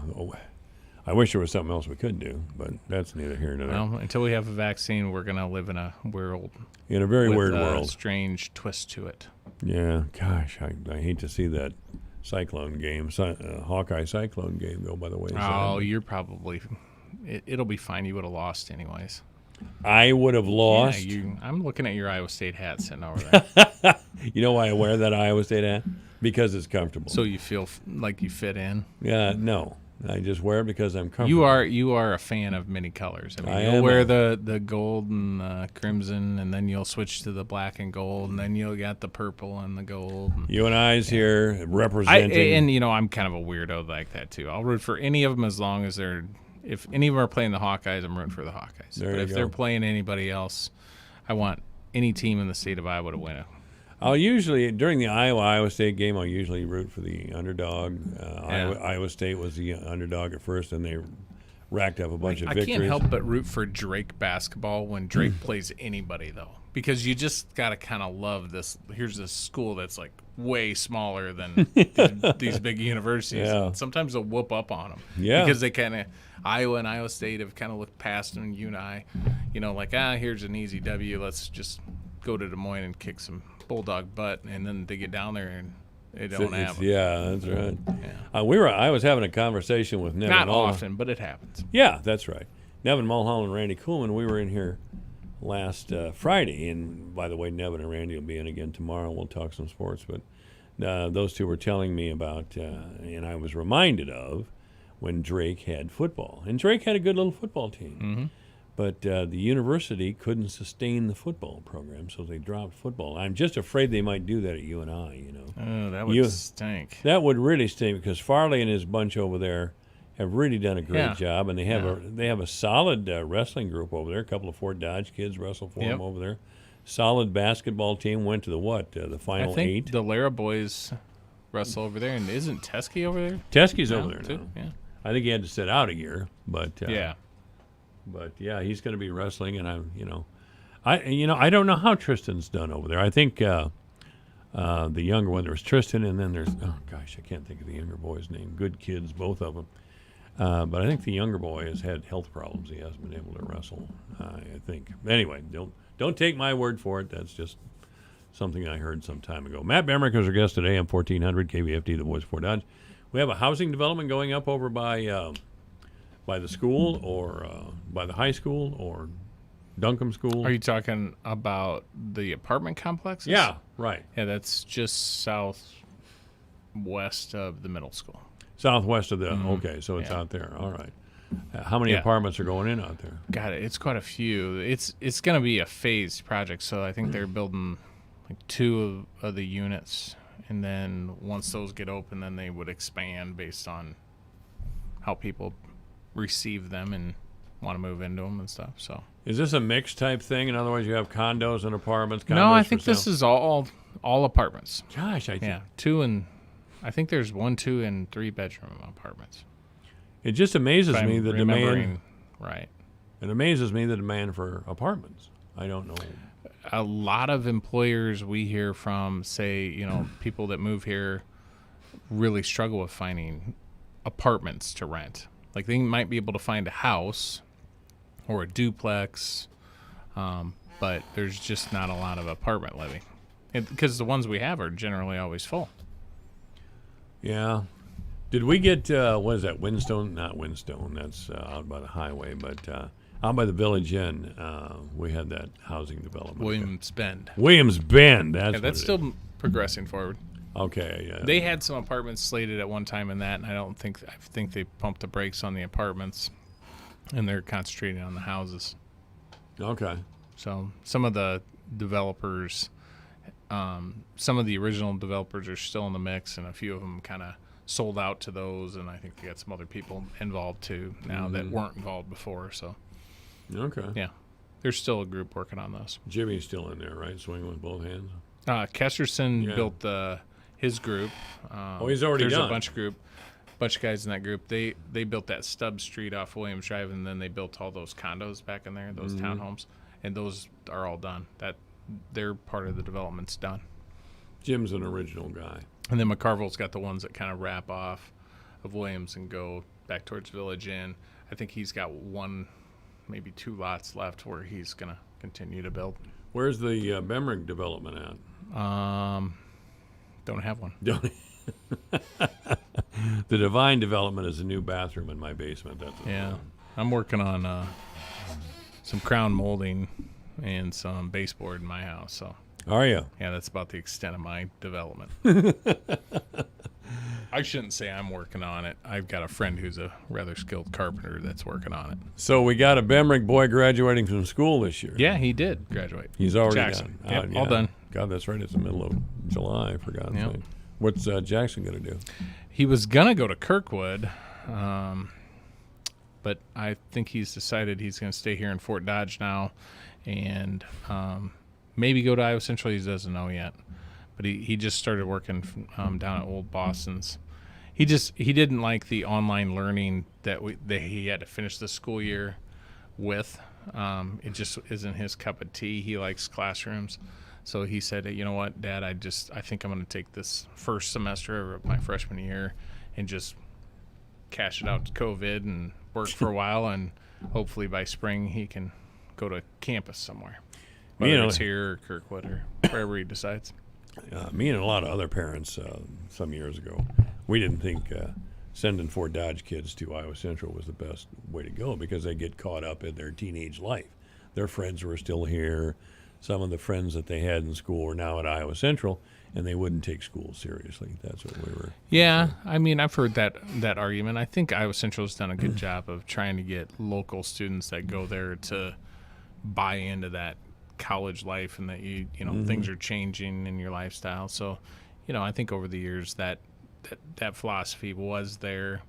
I think, Dan and Tom Beneke and all the leadership people out there kind of recognized and probably had heard that. So I think they kind of did some things to kind of deal with local kids that would be maybe going to Iowa Central to get them really bought into the, hey, you're not in high school. This isn't Fort Dodge Senior High or St. Ed's. You're at Iowa Central. You gotta behave like the students that came here from wherever they came from. How are our street projects progressing? Are we on schedule, behind schedule? I think we're on schedule. I haven't heard that we're not. I mean, like I was saying, I believe 15th and 1st South, right there by the rec, should be open tomorrow. I think that's right on schedule. They'll be moving north towards Central Avenue, and I think Central Avenue closes next. And then, of course, the stuff we're doing up on 22nd, that was desperately needed. That road was just kind of falling apart there, if you noticed. And the one-way stuff, they're rocking and rolling. They're going quick on that as fast as they can. And then a few of the others, I haven't heard any grumblings that we're behind anywhere. Right. I mean, the weather's been good for them. Sure. It's been pretty dry, and I tell you, not a lot of rain days to say that things have held them up. So they should all be progressing according to schedule. My vote for worst road in town is the one-block stretch where Beiser Lumber is, the north-south street there. Yeah. That's Yeah, it's between the Beiser buildings. That is a nasty one. Yeah, Beiser probably doesn't want the road fixed because they move back and forth there all day. Yeah. Well, I'm sure they would appreciate that being fixed, but yeah, you know what? I've never even asked about that street, to be honest. I do have a couple that I get called from a guy or two almost every single year when roads construction season comes around. Are we on the list this year? Are we getting anything done this year? And a few of them I've been able to say, yes, you are getting something done. And then there's the ones that you're like, hey, you're still on the list, man. And it's just takes a lot of money and a lot of time to fix them all. Menke mentioned, and I always ask him, and I always ask Furyk about some of the old dilapidated houses we have in town. Menke mentioned that there's a couple coming down, but that it's expensive to. It is expensive to acquire, and we take some criticism from time to time for acquiring them and paying sometimes what seems to be an excessive amount for a vacant house. Yeah. But that's how you get them. Is it always the right thing to do? I don't know. Time will tell, I guess. Yeah. But we definitely have cleared out a lot of old, dilapidated, unkept homes. And some of them were rentals. Some of them were just left. We have been trying to use, there's some laws that allow us to take a property if it's deemed abandoned. Yeah. And we have been trying to use some of those legal powers a little more.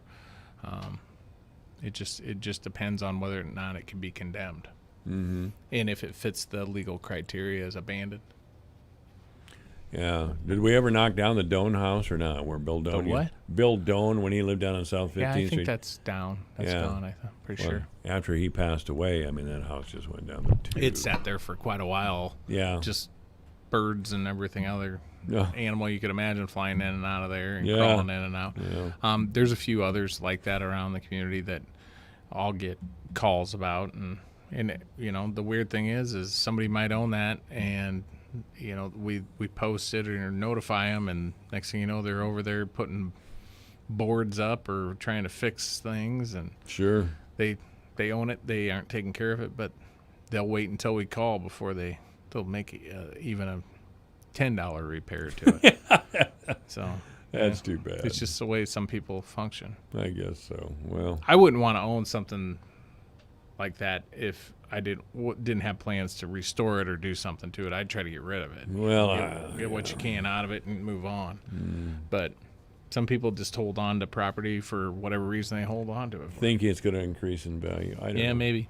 All right. Most of the time, it just becomes more expensive to tear it down and get rid of it. So, yeah. Mayor Matt Bamrick's been our guest. Thank you, Matt. Thanks, everyone. This is AM 1400 KVFD, the voice of Fort Dodge. This is good news, maybe exactly when you need it to. Right now, MediShare is waiving their new member fees. This could save you money on top of all that you'll save each month by becoming a member of MediShare. So many people are looking for a healthcare solution right now, seeing the cost of COBRA plans, for instance.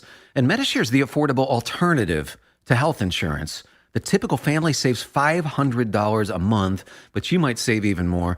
MediShare is a Christian community that shares each other's healthcare costs, and because of the current economic situation, they're making it easier than ever. Apply by July 31st, and you'll save an additional $170 on your first month. I'll give you the number here in a second, and if you call, you can get a price within 2 minutes. Just tell them the promo code SHARE to receive your additional savings. Maybe now is the time to make the switch, like more than 400,000 people already have, and start saving.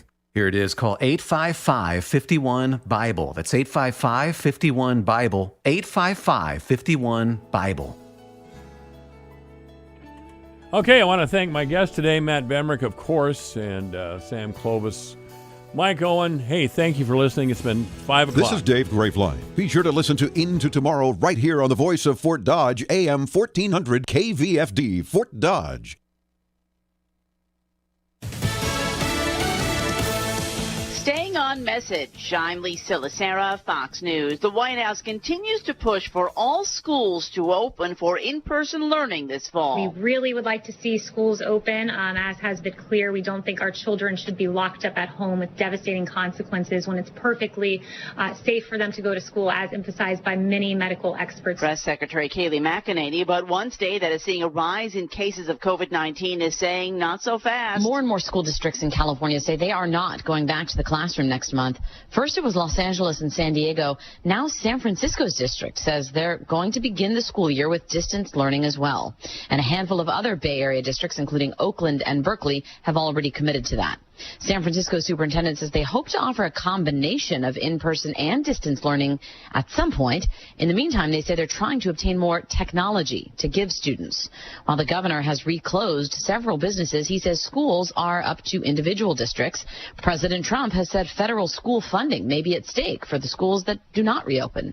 Jessica Rosenthal, Fox News. In Colorado, Governor Jared Polis says he is issuing an executive order that will require face coverings in indoor public places, and he says the state will be able to provide them for teachers when schools reopen. We have enough medical grade masks that we will be able to send some medical grade masks to school districts.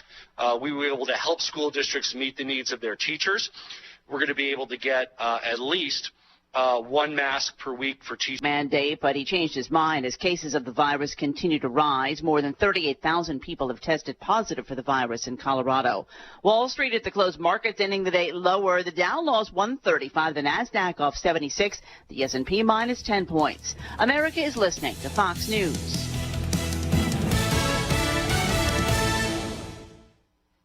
It's happening. In just days, Publishers Clearinghouse will be ready to award $7,000 a week for life. That's $7,000 a week, week after week, for life. Don't miss your last chance to win. Go to PCH.com and enter before it's too late. That's PCH.com.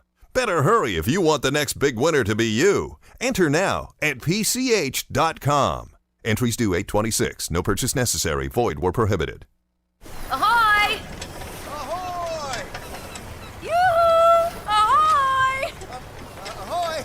Ahoy! Ahoy there! Ahoy! Ahoy! Ahoy! Ahoy! In the name of the great Neptune, ahoy!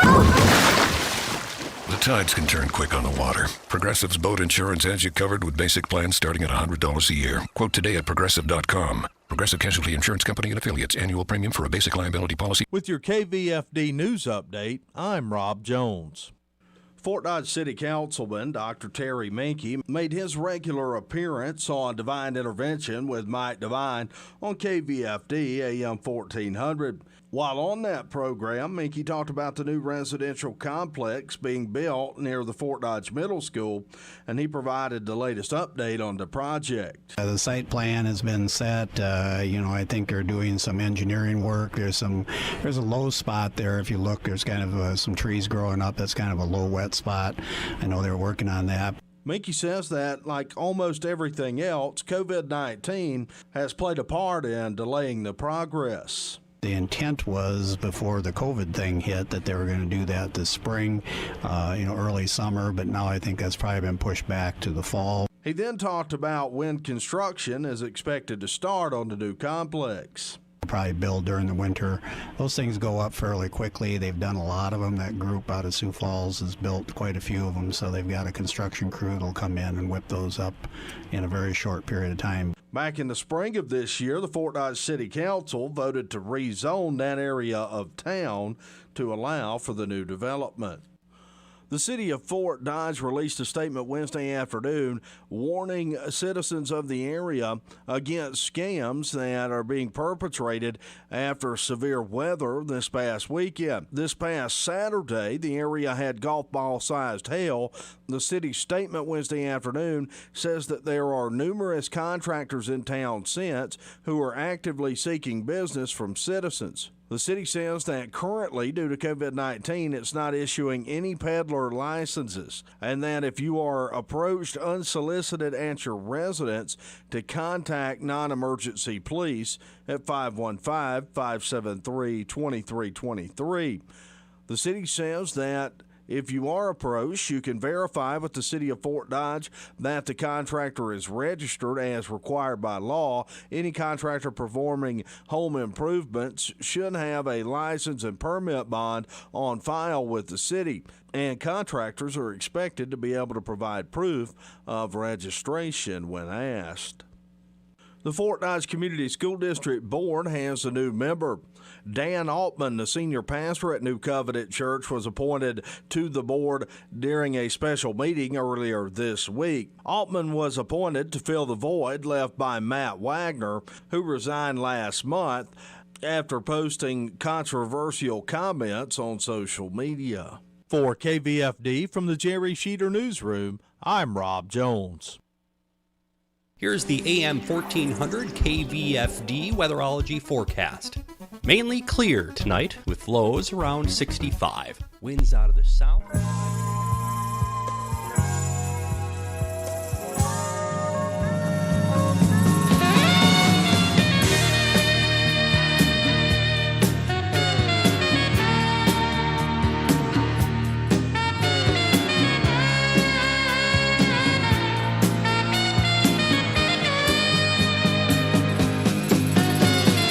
Live from the headquarters of Ramsey Solutions, broadcasting from the Dollar Car Rental Studio, this is the Dave Ramsey Show, where America hangs out to have a conversation about your life and your money. I'm Chris Hogan, and co-hosting with me this hour is Dr. John Deloney. We are ready to take your calls and dig in and give you the best advice that we can give you. So, John, how are you? Outstanding. And yourself? I'm good. Are you awake and ready to roll? I am. To quote my good friend Chris Hogan, I'm focused and not finished today. That's just straight brown nosing right there. That's when you try to come in quoting me and stuff. But you know what? It does get you favor. It does get me favor. I like you today. Let's not take it any further than that. But just today, the right kids now, in this booth moment. Said, quote Chris Hogan, you're going to do all right. Here we go. All right, now listen, everyone. Not only are we going to take your calls, but we're also doing social media questions. And so what I want you to do, you can find the show at Ramsey Show, but you can also look up Deloney on all the things. At John Deloney, Facebook, YouTube, Instagram. Send him some questions. He gets lonely and pouts when you don't send in questions, then I have to hear about it. It's just sad, y'all, at the break, and I can't be trying to boost him, make him feel better. But you can find me at Chris Hogan 360. I joke. But find us on social media. We want to take your social media questions as well as your phone calls. If you got a question and you've been dealing with something with family throughout this COVID virus, something emotional, anxiety, fear, whatever it is, give us a call. The number to call is 888-825-5225. Or maybe you've got a situation with a family member or something, and you're going, man, this relationship thing is really messing with me mentally. John can help you with that. And if you've got a financial question, I'd love to tackle it as well. So, again, the number to call is 888-825-5225. All right, John, we got some social questions that had come in already, and I want to hit you with one. This one is, this is good. This is from Rachel, not Ramsey. I was going to say Rachel Cruz. Not Rachel Cruz She's or always Ramsey. sneaking No, questions this in is there. from the Ramsey Baby Steps community, and it says, what's the best relationship advice for newlyweds starting their lives together while also hustling and working like crazy to be debt-free? Man, that's an easy one. All right. Put a moment on a calendar every day and put a moment on a calendar every week. And look each other in the eye and speak the week in pictures. Say the phrase, what does the picture of today look like for you? Not, hey, what's today? Because she's going to say, I want to have a date tonight. I'm going to be tired tonight. I'm going to need some space tonight. And you're going to say, okay, great. And space to you is going to mean she's still going to make dinner and she's still going to mow the lawn. She's still going to re-roof the house and still wash the cars. Good grief. But she may be saying space for me means I need some help with the kids. And so just instead of speaking in words, speak in pictures together. And put it on the calendar. Make sure it's something that you get in a habit and a routine of doing, and then you're going to wake up 10 years later, 20 years later, and you're going to not only be communicating well, but you're going to be connected. Very good. Speak in pictures. I like that. All right, we're going to get to the phone. We've got Susan on the line. Susan, what's your question for John and I? Hi. About 35 years ago, I got married. I quit school because we moved to New York for him to go to school. 10 years ago, we wound up getting divorced. There were anger issues and a bunch of other stuff going on. And part of those anger issues was he was never really able to keep a job for long. So 10 years ago, when we got the divorce, part of the agreement was he was to pay me spousal support, mostly to help me go back to school, and then also half of what would have been his pension. So right now, the $200 was pretty much set up to go indefinitely, and he didn't realize that. The dollar amount is how much? $200 a month. $200 a month. Okay, go ahead. Yeah. So now, again, he's, the job situation is the same for him. He just doesn't seem to hold a job very long. But he's been constantly complaining to me that he wants to stop paying me spousal support. And I'm trying to figure out at what point, because I don't want to be tied to him forever either. But I'm trying to determine at what point to say, okay, we're done. Well, what did the divorce decree, the agreement is he pays it for how long? Indefinitely. Okay. So you have it for life? Yes. Okay. Do you need $200 a month? Do I need it? I'm mid-60s, and I only have about $50,000 right now in savings. I just bought a house. In fact, I'm supposed to be signing for it next week. But I saved up for the down payment. Yeah, I get that. I get that. You've got ongoing expenses, and you're in the back half. But do you need $200 a month, or I would call it the divorce tax? Do you still need to be connected to this guy that you've been legally divorced from for 10 years? Do you still need that $200 a month to get through your day? I would have to work extra to make that happen.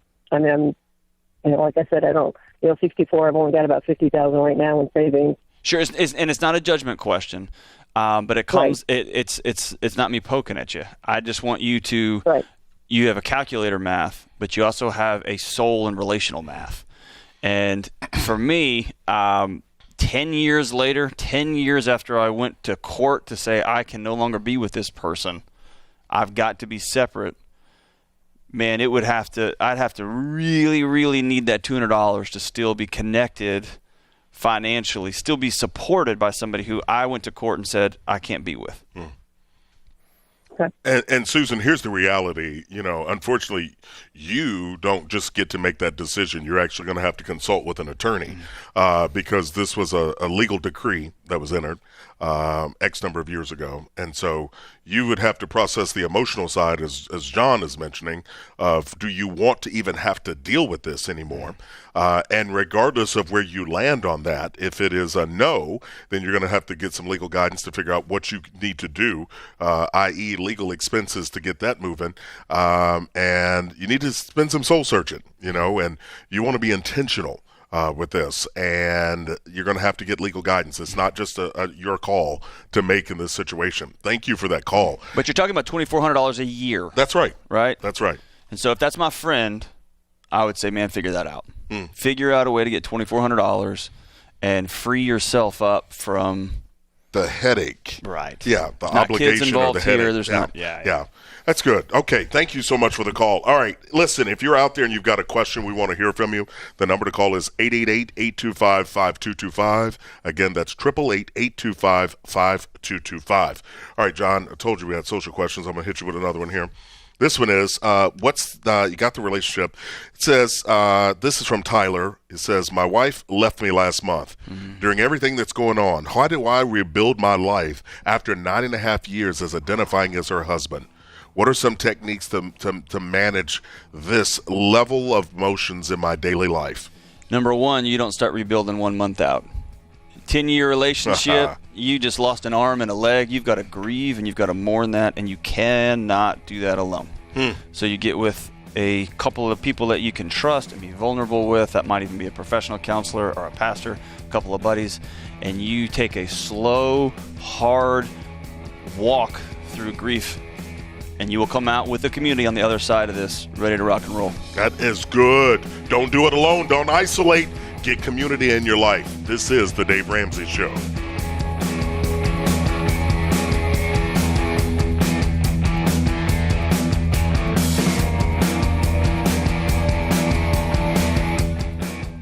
It continues to amaze me how ID thieves keep expanding their ways to steal from us. Not only do they commit crimes related to financial fraud, medical ID theft, IRS scams, and Social Security fraud, but now we have to deal with the home title fraud. Thieves are using your personal information to take out loans, and you end up with a pile of debt and foreclosure notices. Think it couldn't happen to you? 2019 was the worst year on record for data breaches, so thieves have plenty of identities to use. And since our information never changes, the risk never goes away. That's why Xander Insurance is the only program I've ever recommended. Their plan covers all types of ID theft, including home title fraud. And it includes monitoring alerts and takes over the work if you become a victim. They also cover your children for free on their family plan. Visit Xander.com or call 800-356-4282.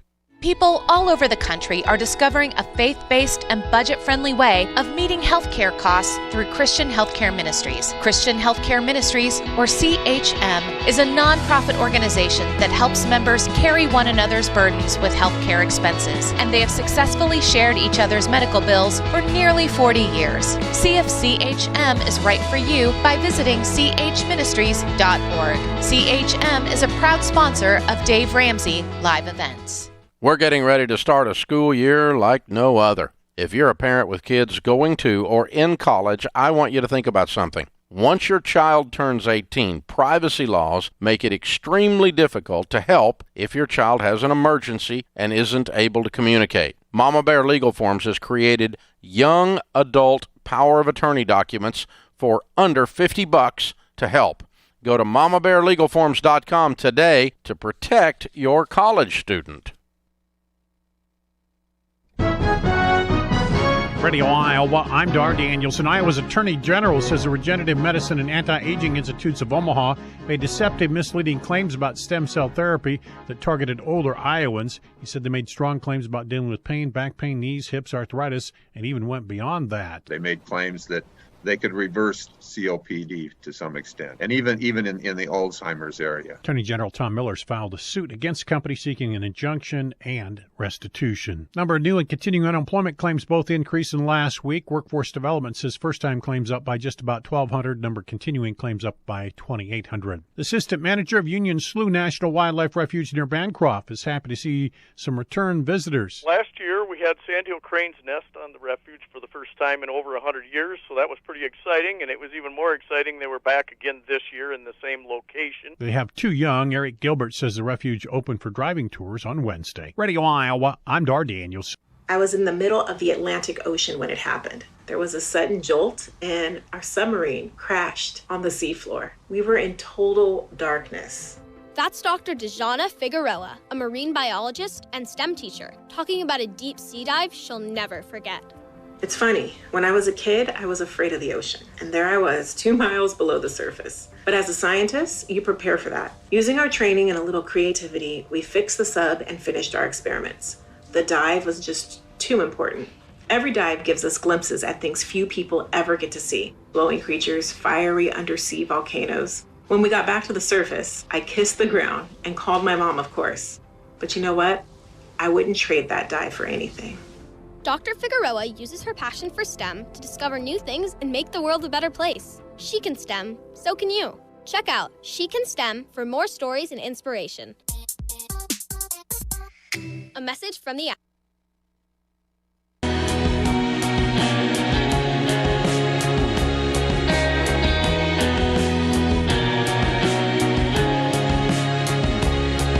Hello, everyone. You are listening to The Dave Ramsey Show. I'm Chris Hogan, and co-hosting with me this hour is John Deloney, and we are ready to take your calls.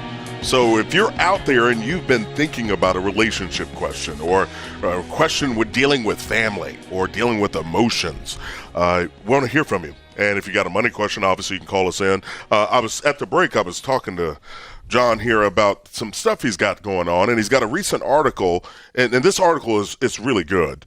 It's going to grab people's attention. It's called "Everything You Know About Anxiety Is Wrong." Okay, now you know that's presumptuous. It's provocative, right? It's presumptuous. I like presumptuous. What do you dig into in this article? I know people need to go read it, but just give me some ideas of what you got going on in it. That all anxiety is bad. Okay. That anxiety is a disease that you can never be cured from. That the first and most important thing you need to do when you feel anxious is go take a bunch of medicine. No. Or that you never, ever, ever, ever need medicine, and medicine's only for wimps and idiots.